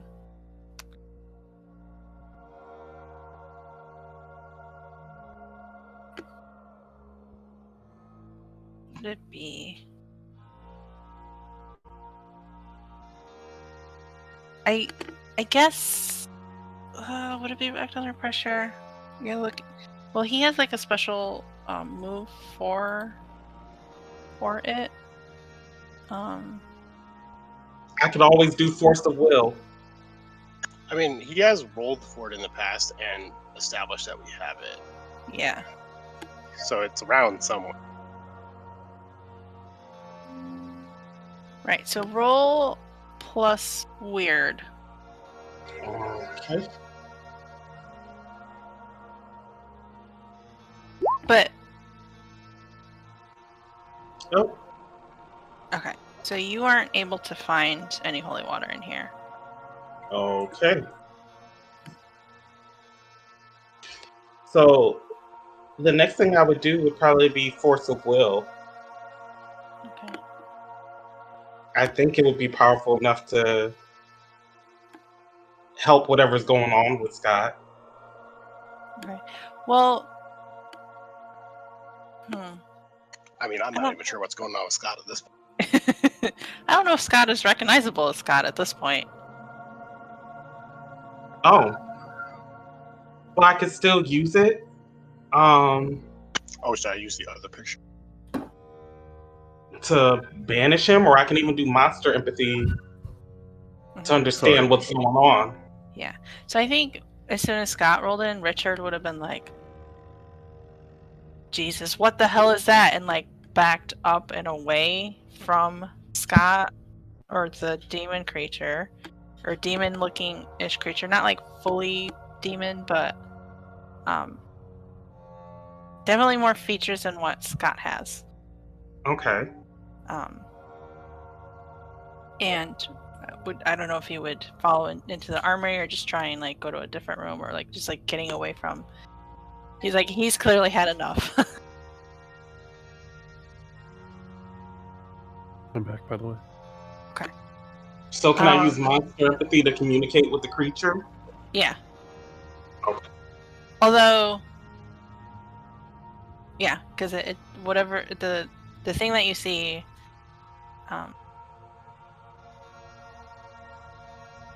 did say something about using holy water on it or something. 7 mixed success. What does that do for you? Hold one.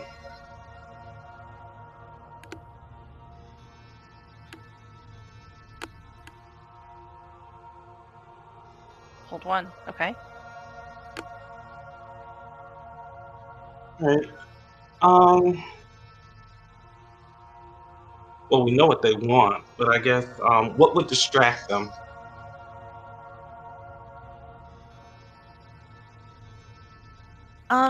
So what you connect with feels like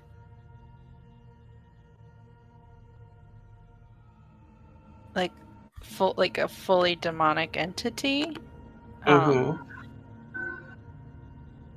So I guess what would distract this entity might be like if it had something else to toy with. Like it seems like it's having fun running around on a rampage. If that makes sense. So it like right now you're kind of there and it's wanting to like toy with you like a cat might with, its prey kind of thing. All right. Someone cue this music. I think it's part of. Oh my god! How It's fun. how cool is that? I know. The timing on it has been pretty good, actually. There was something else where it started like doing like a ticking clock, and I was like, "Oh shit!" All right. So is he coming to attack me now? Scott, roll act under pressure.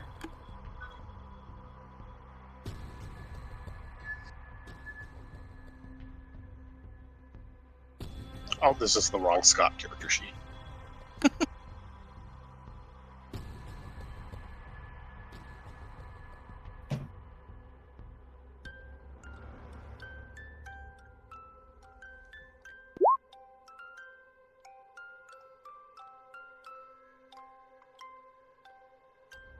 So, You see it kind of raise its hand and like fire starts to form. Mm-hmm. And it kind of has like a quick burst out, but then like you kind of see it like close its fist, like it's like trying to like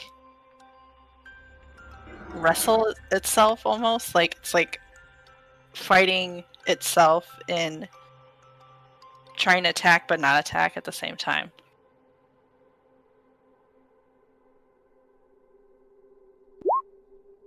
Okay. So I froze the demon. Okay. What does a mixed success do again? 7 to 9. It's a temporary effect. Okay. And the molecules are not completely slowed down, so he's moving slower than normal. Okay. I have Ty, to roll something for this because I have Oh. pure drive revenge.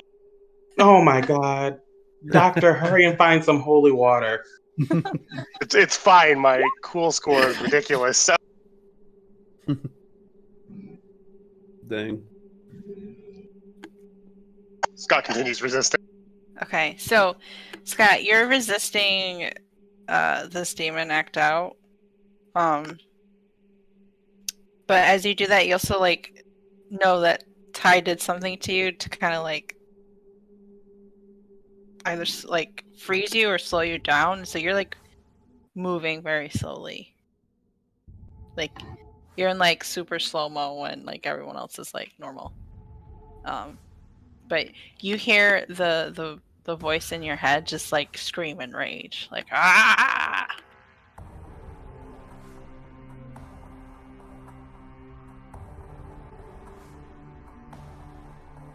Alright, so Scott will also scream in rage, but he'll resist the urge to lunge.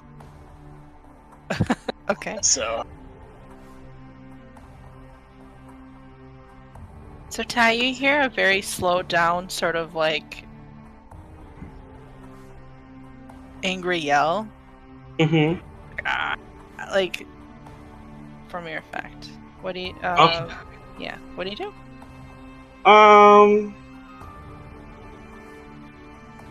I want to use telepathy.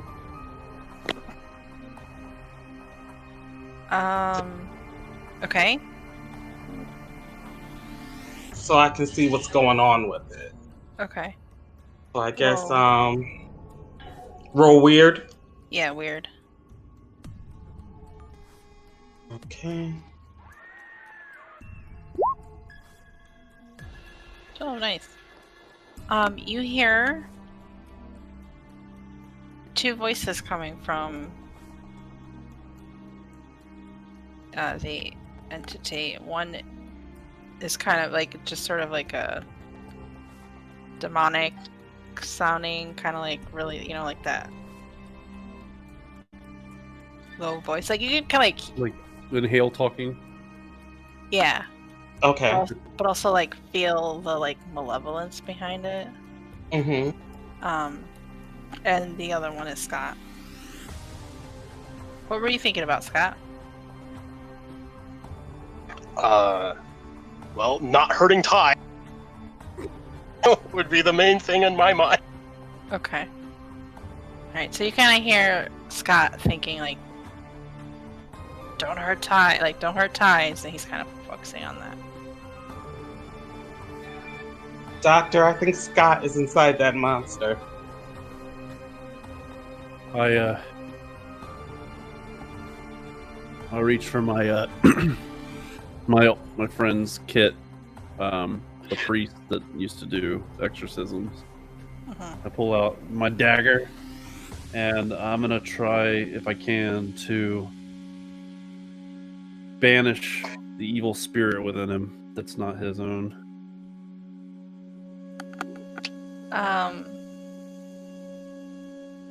Okay, roll weird, I guess.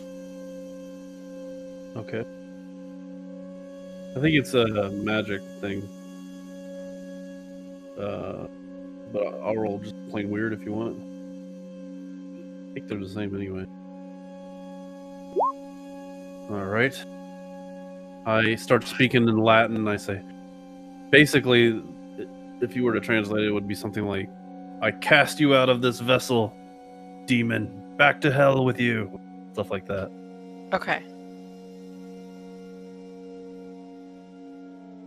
And, yeah, I'm basically doing an exorcism on him.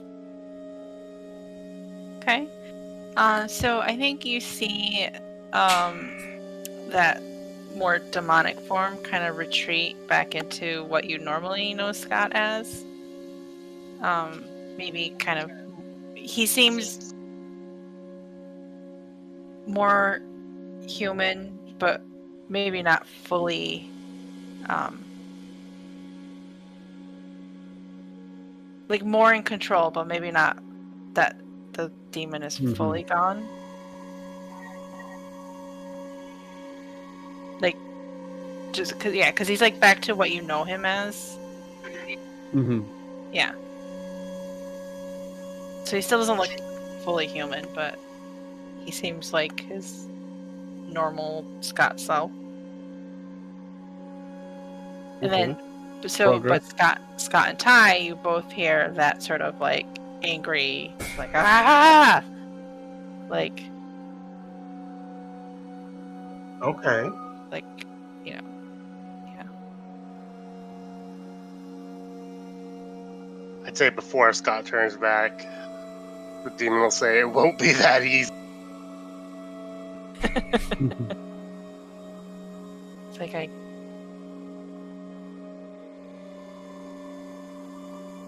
yeah, like basically, like you can't get rid of me that easily.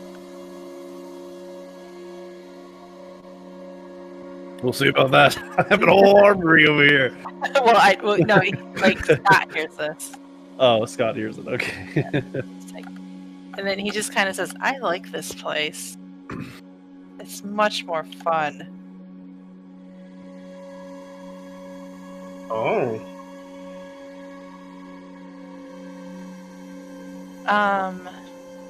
Anything else, Dr. Lewis? If I see us have an effect, I'd probably just increase my volume and keep peppering him with holy water while doing my holy rite on him. And Am I back in control now here? I keep my eyes on Ty though, so too.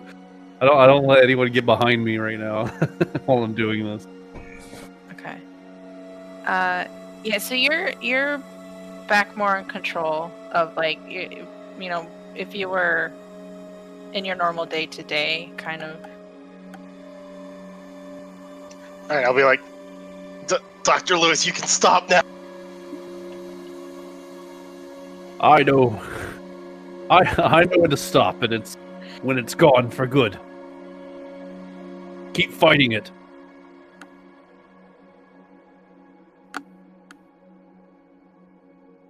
Let's see here. Scott's gonna give like a sigh, and he's gonna wait a bit for you to continue, I guess. Just keeps dousing him. I believe Doctor, I've already I think tried he's this fine. method. Sorry, what'd you say, Ty? I said to the doctor, I think he's okay now. Now do me. There's some monster in me as well. How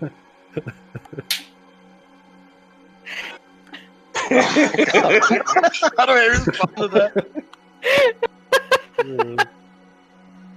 I think Richard would be like, "What do you mean, Walt?" It had arms everywhere. Arms. It got her. It got Elizabeth. Wait, is that her name? I forgot. Oh, Lord. Yeah, I think it's Elizabeth. Yeah. Sounds right. Yeah, Elizabeth. I'll go, Which Dr. y'all probably Lewis. never heard me talk about my family before. Yeah, so you probably don't know who Elizabeth is. Yeah, I'll just say, Dr. Lewis, I don't think this place is entirely real. I look around. Feels real to me. What do you mean?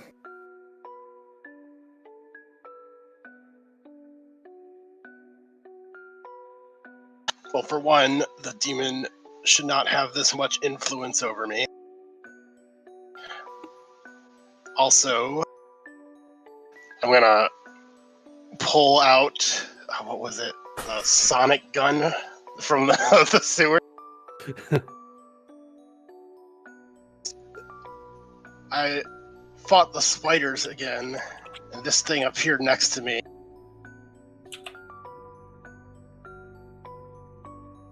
Yes, I was in the forest, and then suddenly I was in the morgue. Also, Ty is here. Hey. Pinch my own arm as hard as I can. Do I feel anything? Yeah, it hurts. Ow. Shit. But roll plus sharp. Okay.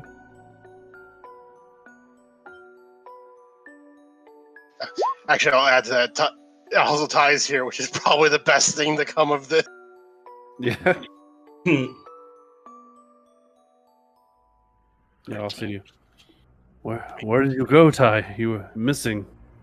You were gone. I went looking for an item. The Ankh. Yes. Did you find it? No. But how did you know that's what I was looking for? Oh, yeah, well, duh. I told you. Well, a lot has happened, Ty. don't. We've been looking for you. What do you mean looking for me? You turned into a doll, and ever since then we thought something bad had happened to you. Next time you go looking for anything, take us with you. Or at least me. I understand not what. Take them. And I look over at Scott, who's still sizzling, I guess. I'll sort of like cross my arms and tell Ty. Also, we found your journal.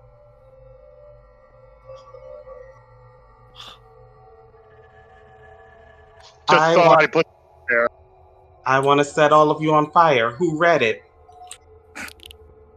I did not read it. Scott. Ty, we thought you were missing or captured. We needed to figure out where you went. How much did you see?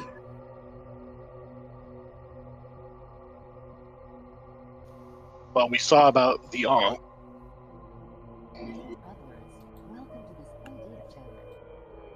And your plan.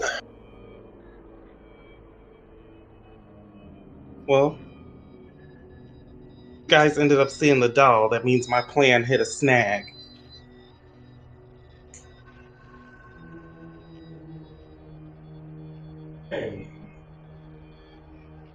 Where is Mr. Jones?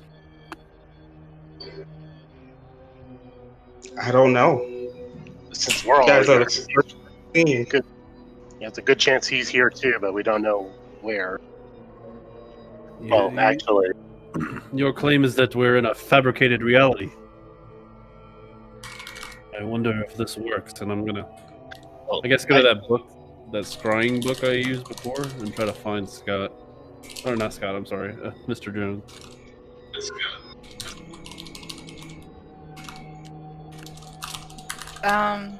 Or you could use your telepathy.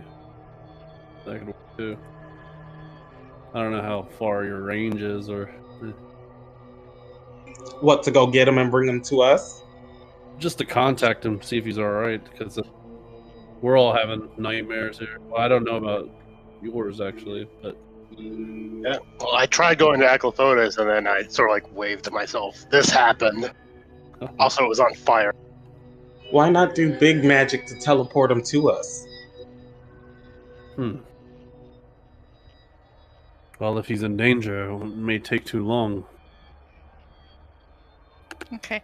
I think it's a good time to jump Okay. or end scene. Okay. And scene. End Good. scene. I can't wait to see what's going on with Jeremy Gibb. All right.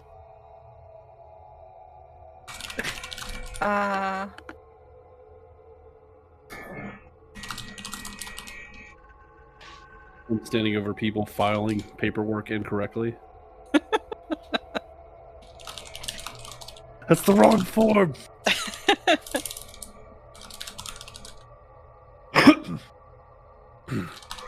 Or just a mob attacks his van and destroys it. They have to sit by and watch.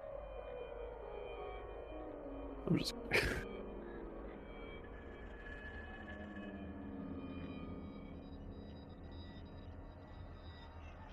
I just noticed one of the books in the library scene has "Ways to Escape."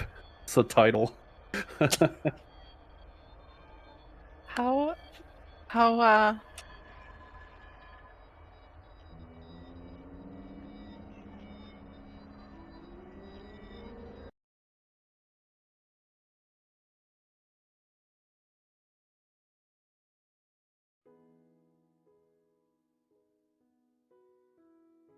Oh, that's very light. I can't barely hear it. Hey, so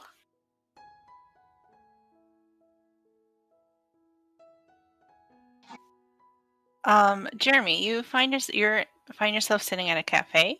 You're looking down at your watch. You're waiting for your date.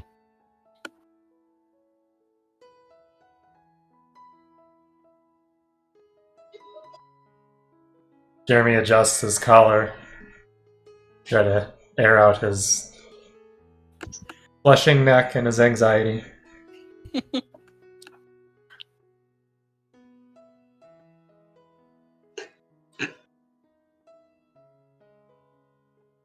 Okay. Right,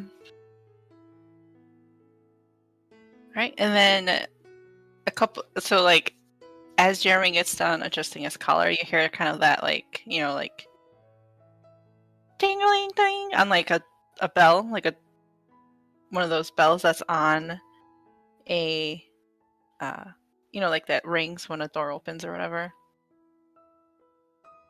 Very quaint.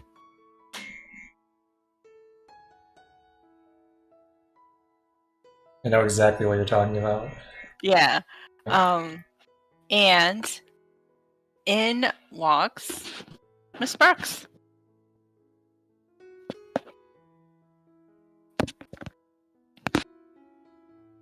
She looks around the cafe and sees you, Jeremy, and smiles and waves and starts walking towards you.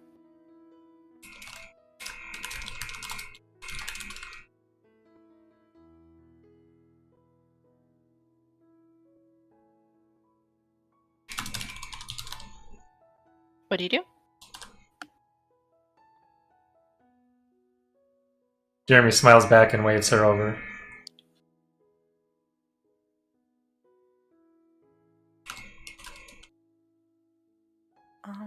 So, as she kind of looked over at you and like waved, you had this like really like burst of warm emotions in your chest.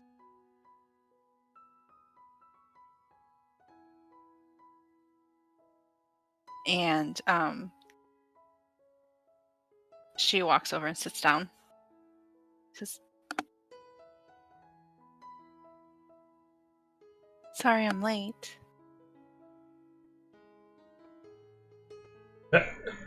Miss Brooks, it's quite all right. I'm just glad you could make it. Of course. How have you been? Quite anxious, honestly. It's been a rough few weeks, but it's nice to have someone to share some of these thoughts with. Can I get you something to drink? Yes, I'll a latte, Mr. Jones. Certainly. Jeremy flags down the waiter and orders a latte. One latte for the beautiful lady. She gives you a smile when you say that, like a.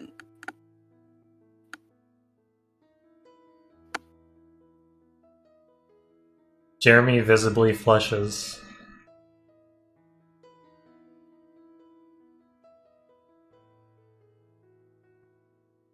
Okay. Are you having anything, Mr. Jones?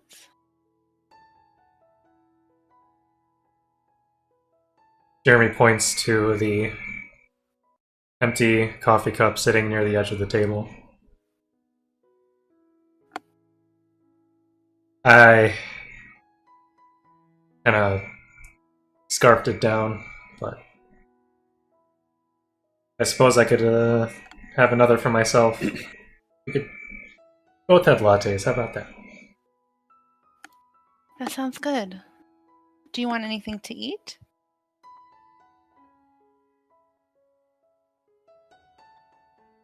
Something small, I suppose. My nerves do need calming. All right. A blueberry muffin for me. So she turns to the waiter.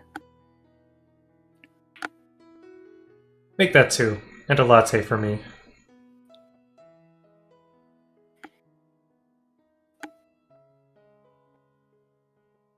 Okay. So the waiter leaves to go put in the order.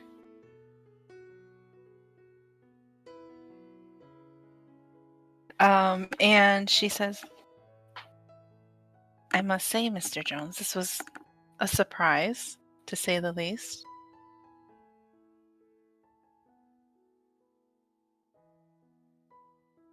Jeremy takes a deep breath, trying to regain his composure.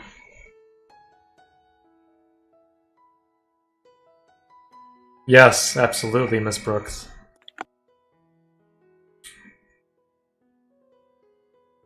We came here to discuss something, didn't we? Did we? I thought this was a date. Silly me. Yes, you're right. I have a mind for business, you see. Oh, that I can understand. I am a businesswoman after all.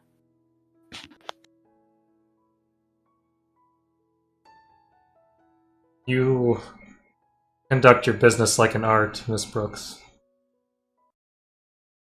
Thank you, Mr. Jones. Certainly something to behold.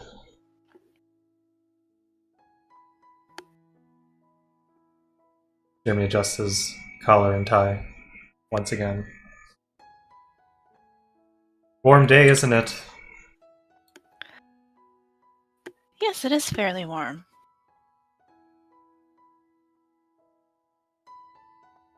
Unusual for Buffalo, I would say.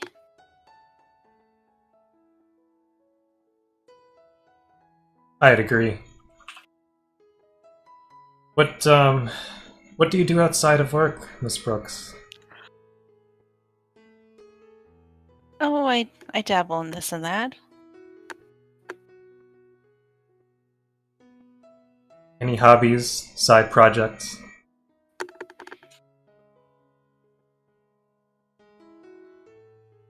Well, yes, I like taking care of plants.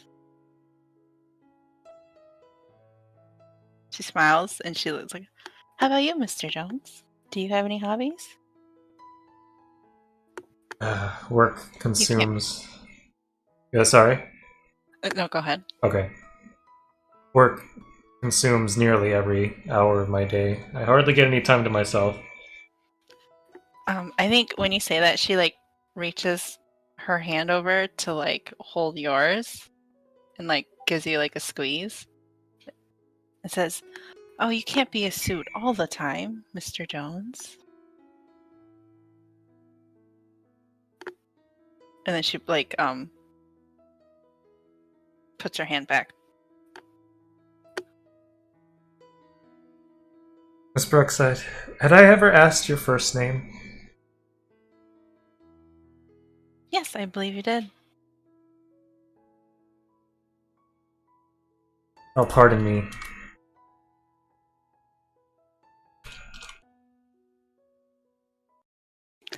I don't believe I answered you, Mr. Jones.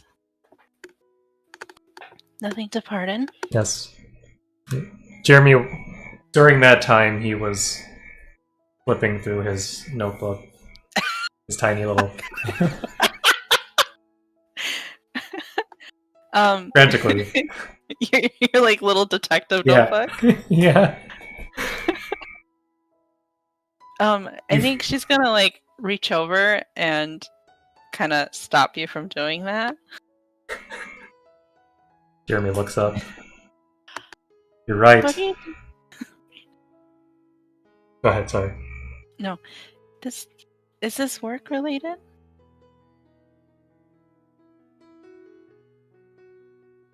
You're right.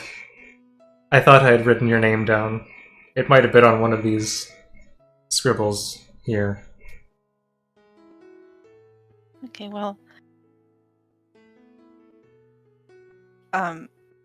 she says, "Well, why don't we just put this away, shall we?" Yes, Miss Brooks. Your first name? What, Jeremy? What do you think Miss Brooks's first name is? It's out of character question, I'm This assuming. is an out of character question. Yep. Not Lily. Although that would have been a good one. I thought about this.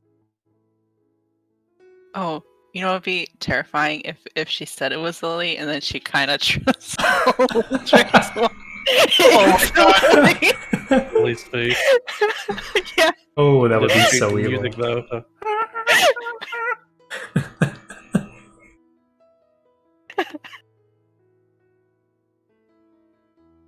Oh, jeez.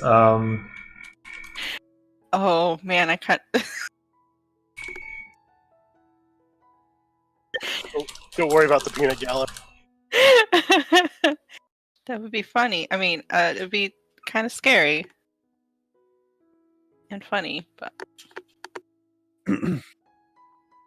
Let's see. I'm looking at a list of potential names.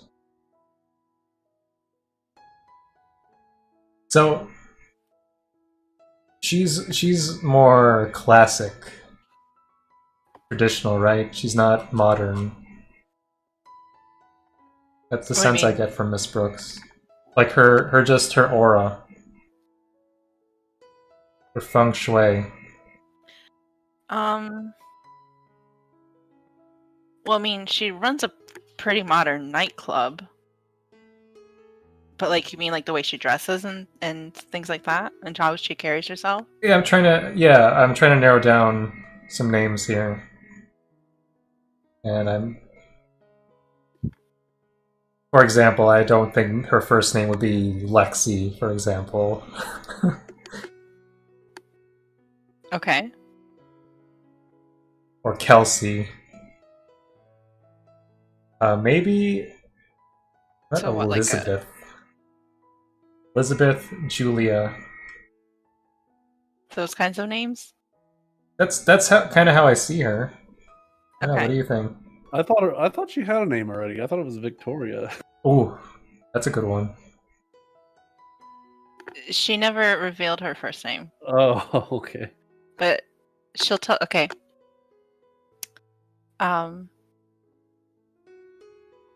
Dolly.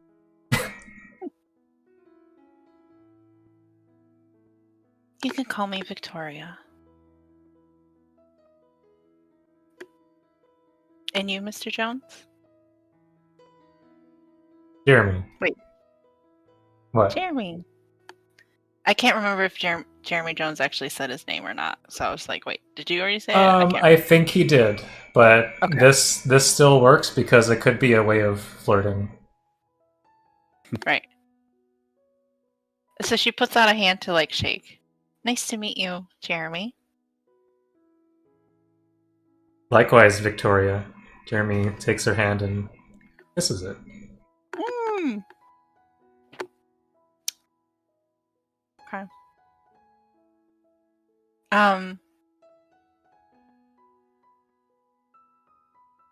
I think she would smile and blush.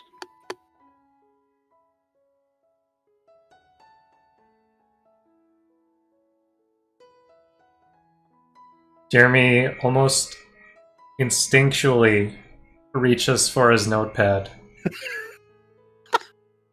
Almost. Because that is his tether to reality. Reality as he knows it. But he looks back at Miss Brooks and relaxes his hand.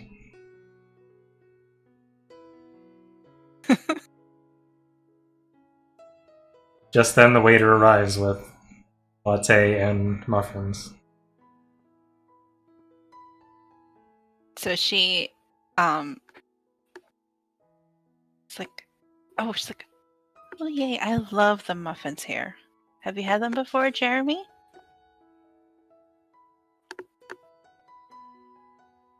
I may have once or twice.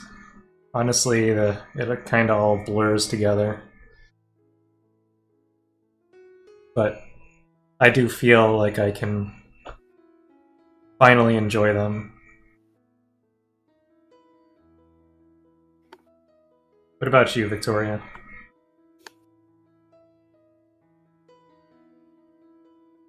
Yes, I love the muffins here. They're my favorite. And she just starts to like kind of pick at the muffin and like eat it, like, so she's like grabbing like little pieces of it and putting it in her mouth and eating.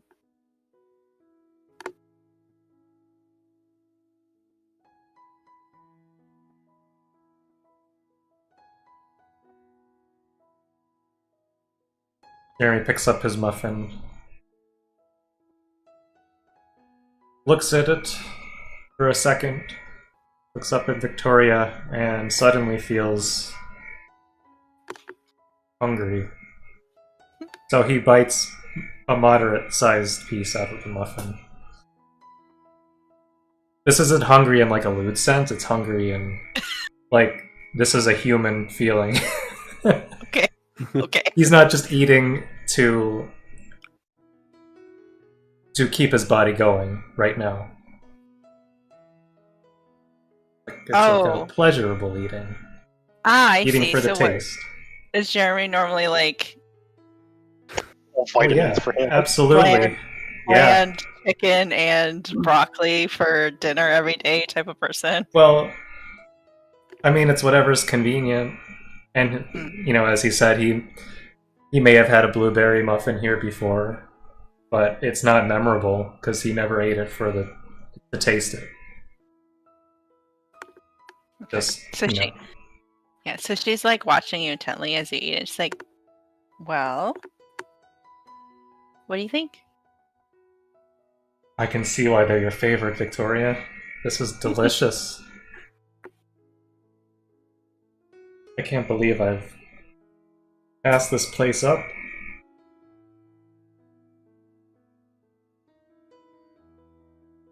Thank you for suggesting. Anytime.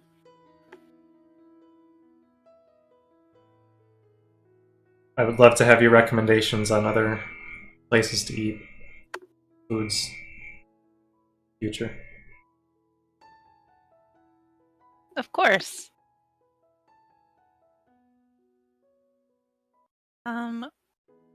Is there any type of food that you enjoy, Jeremy?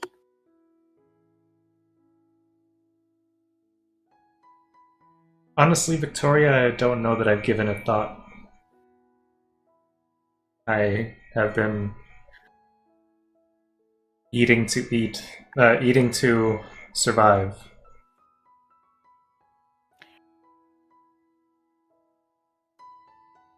That fills me with profound sadness, Jeremy.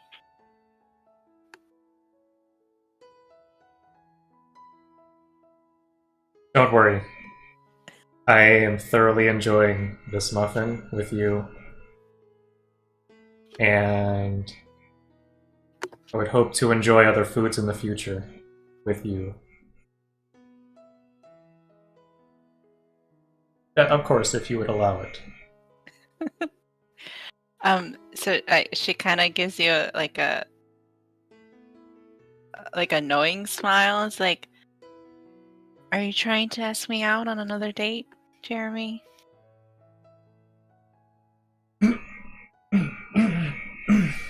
Jeremy flushes and adjusts his tie a third time. That's playing with it. It can be considered that way, maybe.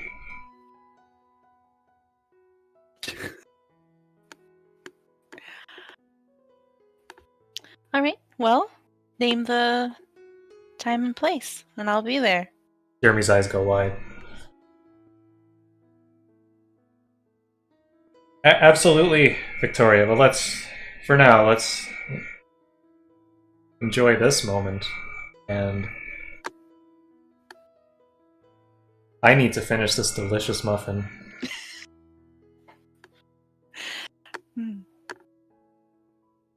Well, if nothing else, I'm hoping that you'll learn to enjoy the moment rather than work all the time.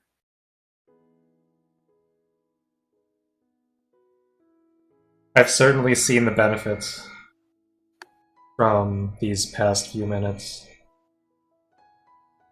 It's, to be honest with you, Victoria, it's hard to not be doing paperwork and not pursuing criminals and supernatural beings all the time. It is a constant cycle of productivity in my career, and I keep thinking to myself, one day I'll be a director and I can sit back in my leather chair and enjoy the moment. And I tell myself every day that this is going to be worth it someday. I never thought that I could simply just sit back in a cafe chair instead and do the same thing.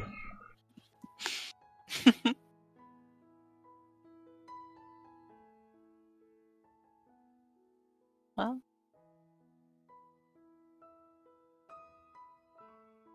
so she kind of like leans closer and says, "Well, I guess I'll just have to teach you how to enjoy the moments more." And she kind of like boops you on the nose.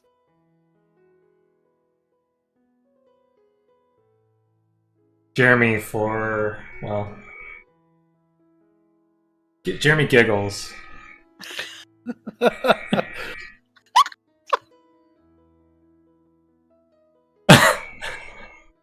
I'm glad I had that effect when I said it. Did you learn something new about Hunter? Jeremy can giggle.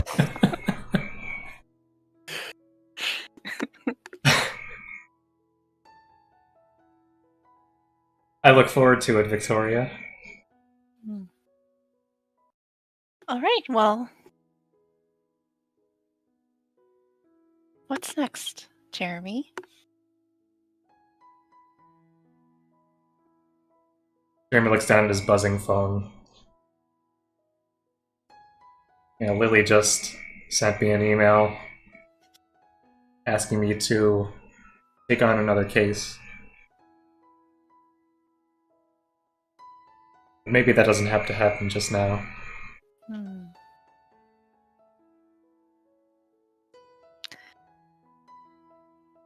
What would you like to do instead?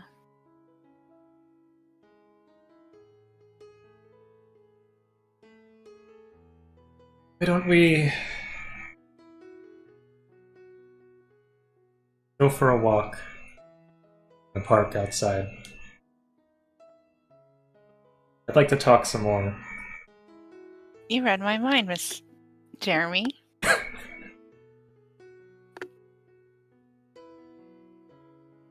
Sorry, that was a keeper thing. Yeah, no, I thought so.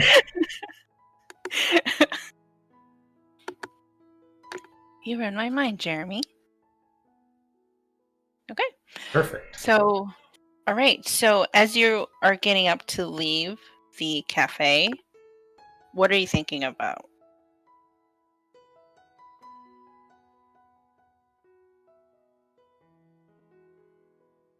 Jeremy he feels almost sinful enjoying some time to himself. He feels greedy and sinful. He feels it's like an unnatural thing that's happening right now. Yeah. And yeah. So basically every moment that you were like let's say minute by minute that you were spending with Miss Brooks, your like feelings for her were deepening and deepening. To the point where Jeremy in real life would be incredibly uncomfortable with what's going on because it's like not rational or whatever. Mm-hmm. Jeremy in this realm, whatever you want to call it, is enjoying himself and learning how to take in small moments. But okay, so are you like as you go to leave, are you having any other sort of thoughts? So the Jeremy in this moment, you're saying? Yeah. Well, is there ever a moment where Jeremy's kind of like, wait a minute, I was just in my middle school or anything like that?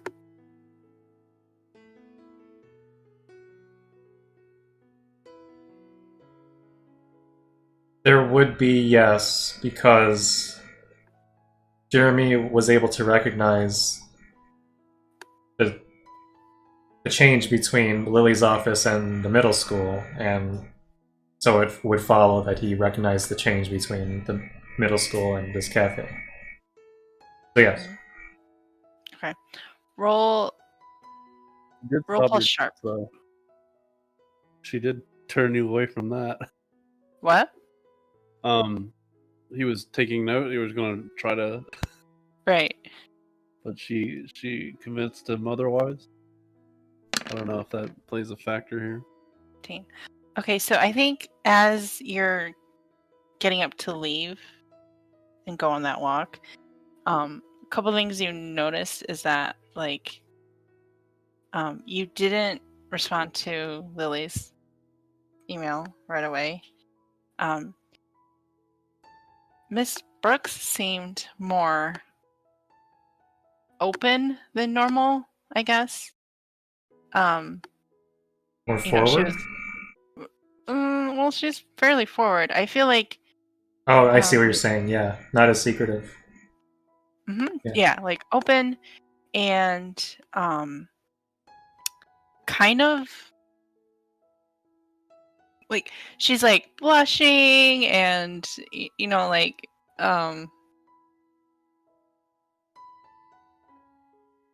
normally she's coy, but this person seemed more like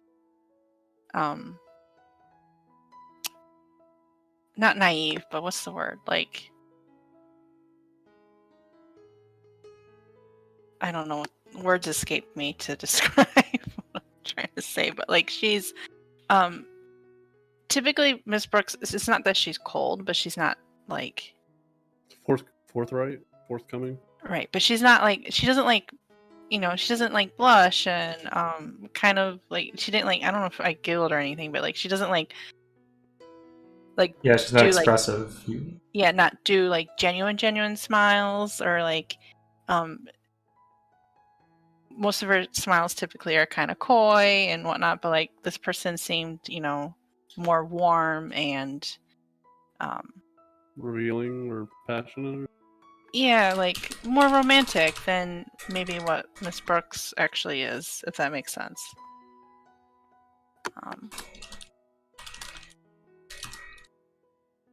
So Nightmare guess- for you is waking up.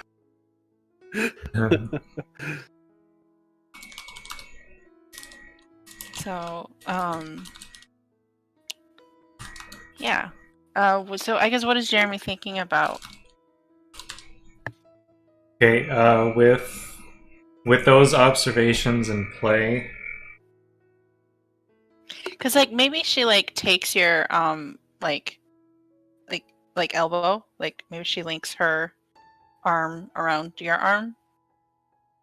Do you know what I'm saying? Like as you go for a walk. mhm, And maybe something about that sort of gesture to you is like, wait a minute.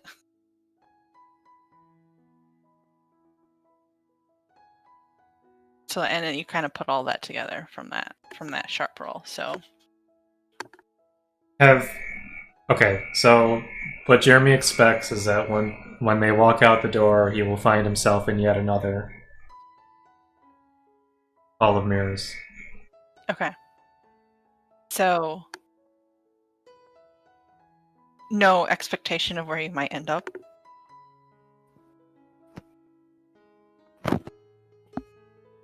I mean, he thinks this might be a rabbit hole, but he needs more information to determine how to get out. Until then, he has to play by the rules of whatever game this is. Okay. All right. Cool. And on that note, Walks out, realizes something, sadly takes the notebook out of his pocket again. Or he's horrified to find he left the notebook in the cafe. Oh no, that would not happen. Not even in a dream. I assure you, nope. That notebook is sacred.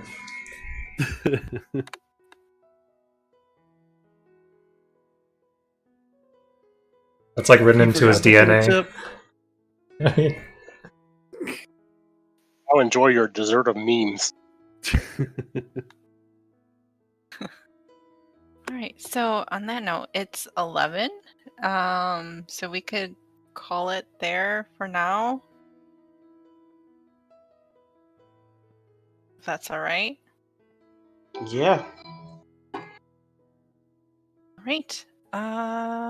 Any feedback for me or just general comments about the session? I mean, that was pretty great.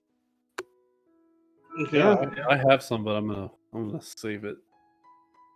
later. Okay. All Loved right. it. Yay. I like the not just Jeremy's, like I like this alternate reality stuff. It's really cool. All right, cool. Awesome. All right, anyone else? No. Okay. All right, then I shall move. DM, Sorry? I want you, or Keeper, I want you to mark 4 experience on your character sheet. Did you put a censored tie? That's the Dude, perfect tie. Look I at this. put so much effort into that meme. You have no idea. It did not cooperate.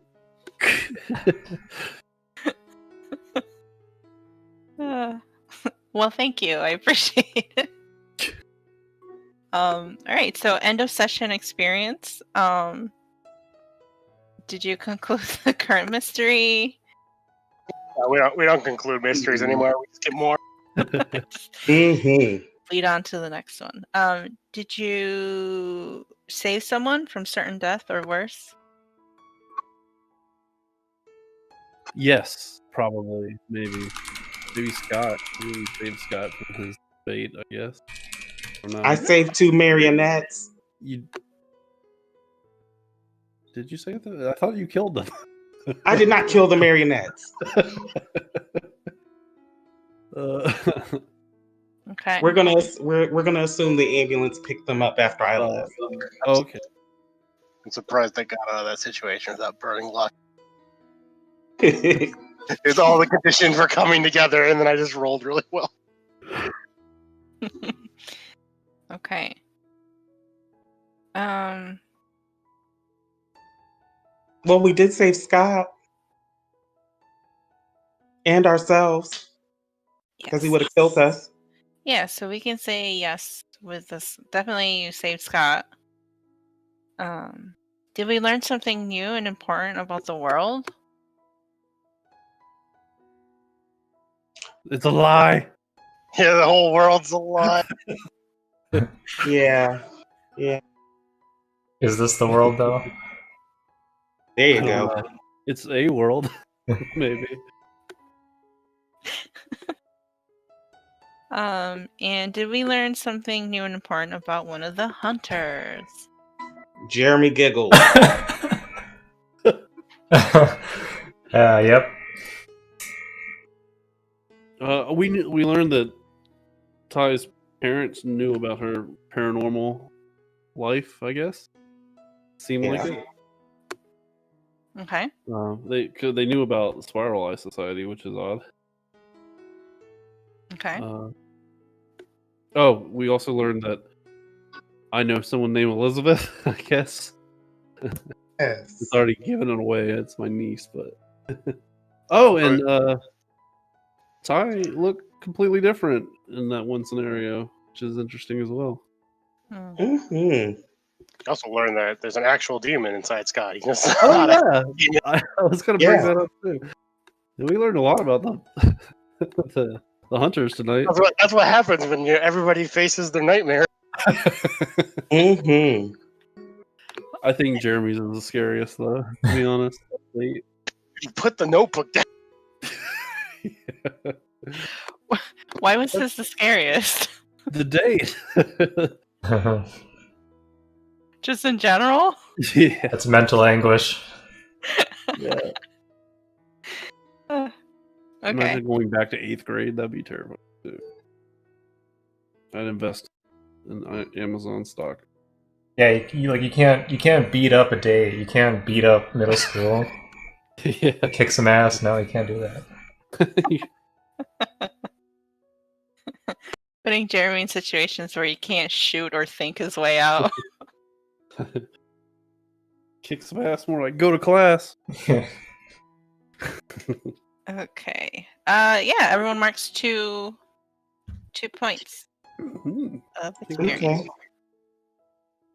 Level I up. think that levels me. Yeah, I did too. Oh, actually, I think I leveled up last. I didn't do it. So I'm 2 past. But yeah, that's probably where we're going to end stream for now. For everyone who watched, who did, and we'll catch you on the next one. And now closed. I don't know what to take anymore. I guess I could get. You may choose one of these. I could take a point in tough. It's not 0 anymore. I was so originally because you said when you said Scott was thinking of Jeremy, I was gonna have you show up to his like 8th grade classroom in your demon form. Oh my god, that would have been great.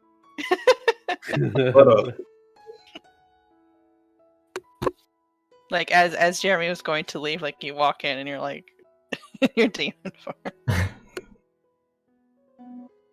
That would have been funny. But I'm curious to know what everybody's impression of Ty is, since the past previous episodes there have been different layers exposed about him. Well, let's see here. Scott read your journal, so he knows you've been doing this secretive stuff because you're trying to protect people, so he likes that. So he's He's all for you. You're like, great. You're great in his book. He'll forget everything. I know Walter always kind of looked at Ty as like the child he never got to have. Mhm. So he's very protective of you, but now he feels like, you know how like overprotective parents, their children will like grow apart and don't want to really spend time with them or talk about things like they used to. Yeah. He feels Aw. like distance between you two. But it's not gonna stop him from trying to help out where he can and Okay. keep you from getting turned or sacrificed by the Spiral Eye Society or anything. That's good to hear. I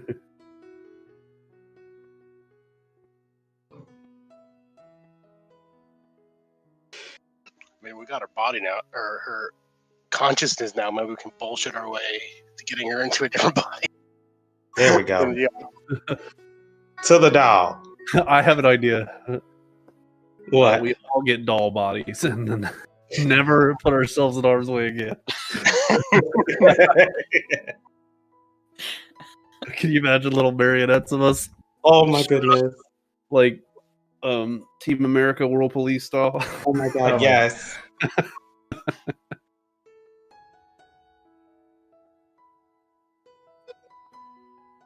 Yeah, Dell Hospital is going global. That kind of business. Yeah. Aglafotis restructures around marionettes. Yeah, they pay more than the federal government, so new investors. It's easier to replace. Mm-hmm. Well, my favorite part was stopping the creepy music and putting on romantic music for Jeremy's day. Yeah, it was an interesting idea. That was cute. I remember being like extremely confused when you like switched this like normal looking place. I was What? waiting for something bad to happen. I did see something that irked me a little bit. It's Huh? like, if you look at the cafe setting, there's a chair in front of the door. I'm like, who? This I must be know. like an emergency exit or something. Yeah, it's probably an emergency exit. Imagine coming into the coffee shop and those doors, those chairs on your way immediately. I love your nightmare scenario of this book's turning into Lily. Oh, yeah. There you go. I kind of wanted to do it, but then I was like, It was going so well, you couldn't stop. Also, I love Ty's mom. aw. She was alright. Yeah, you had fun now. Nice. She's just like, oh, that's okay, honey. Oh, yeah. She's so nonchalant about it. I think Ty takes more after the dad. Yeah, he's a lot less agreeable. Yes. Yes. Well, I gotta go spend some time with my kiddo before she has to go to bed. So, Oh. catch you guys on next week, I guess. Mm-hmm. Yep. Have a good night. All right. Later. What was that? I just said later. Oh, okay. You know, in a fancy. They're Oh. going like, wait. Yeah, it's because my volume was turned down on my voice. All right, Right, there you go. later. Alright. Good night. Okay, that'll do it. That'll do it for tonight's session. As you well know, before this closes down, I'm going to save. Let me just make sure I have my... So, to conclude the date... The quote-unquote date. Oh, I still have my BRB thing up. Oh, man. I'm an idiot. Crap.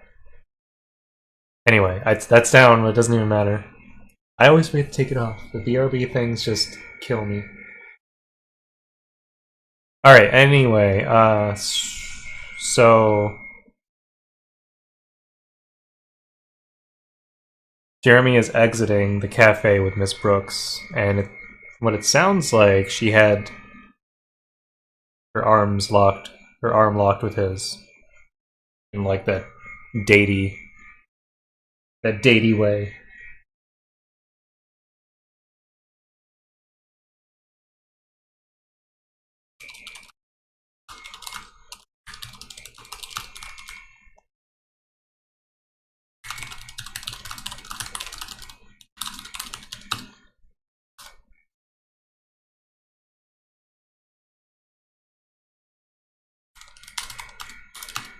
So Jeremy is expecting to be in a different reality once he walks through the door.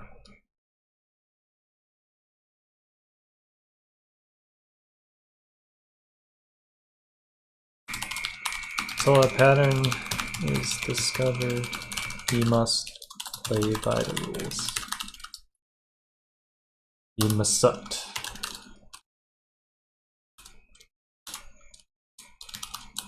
Okay, those are my notes. I'm gonna call that a stream. I have to do my nightly ritual, getting ready for bed and stuff. But I will be back for a. You know what? It's kind of late. I don't know. We'll see. If I do a stream of Animal Crossing, it'll be a short one. Unfortunately. Because I'm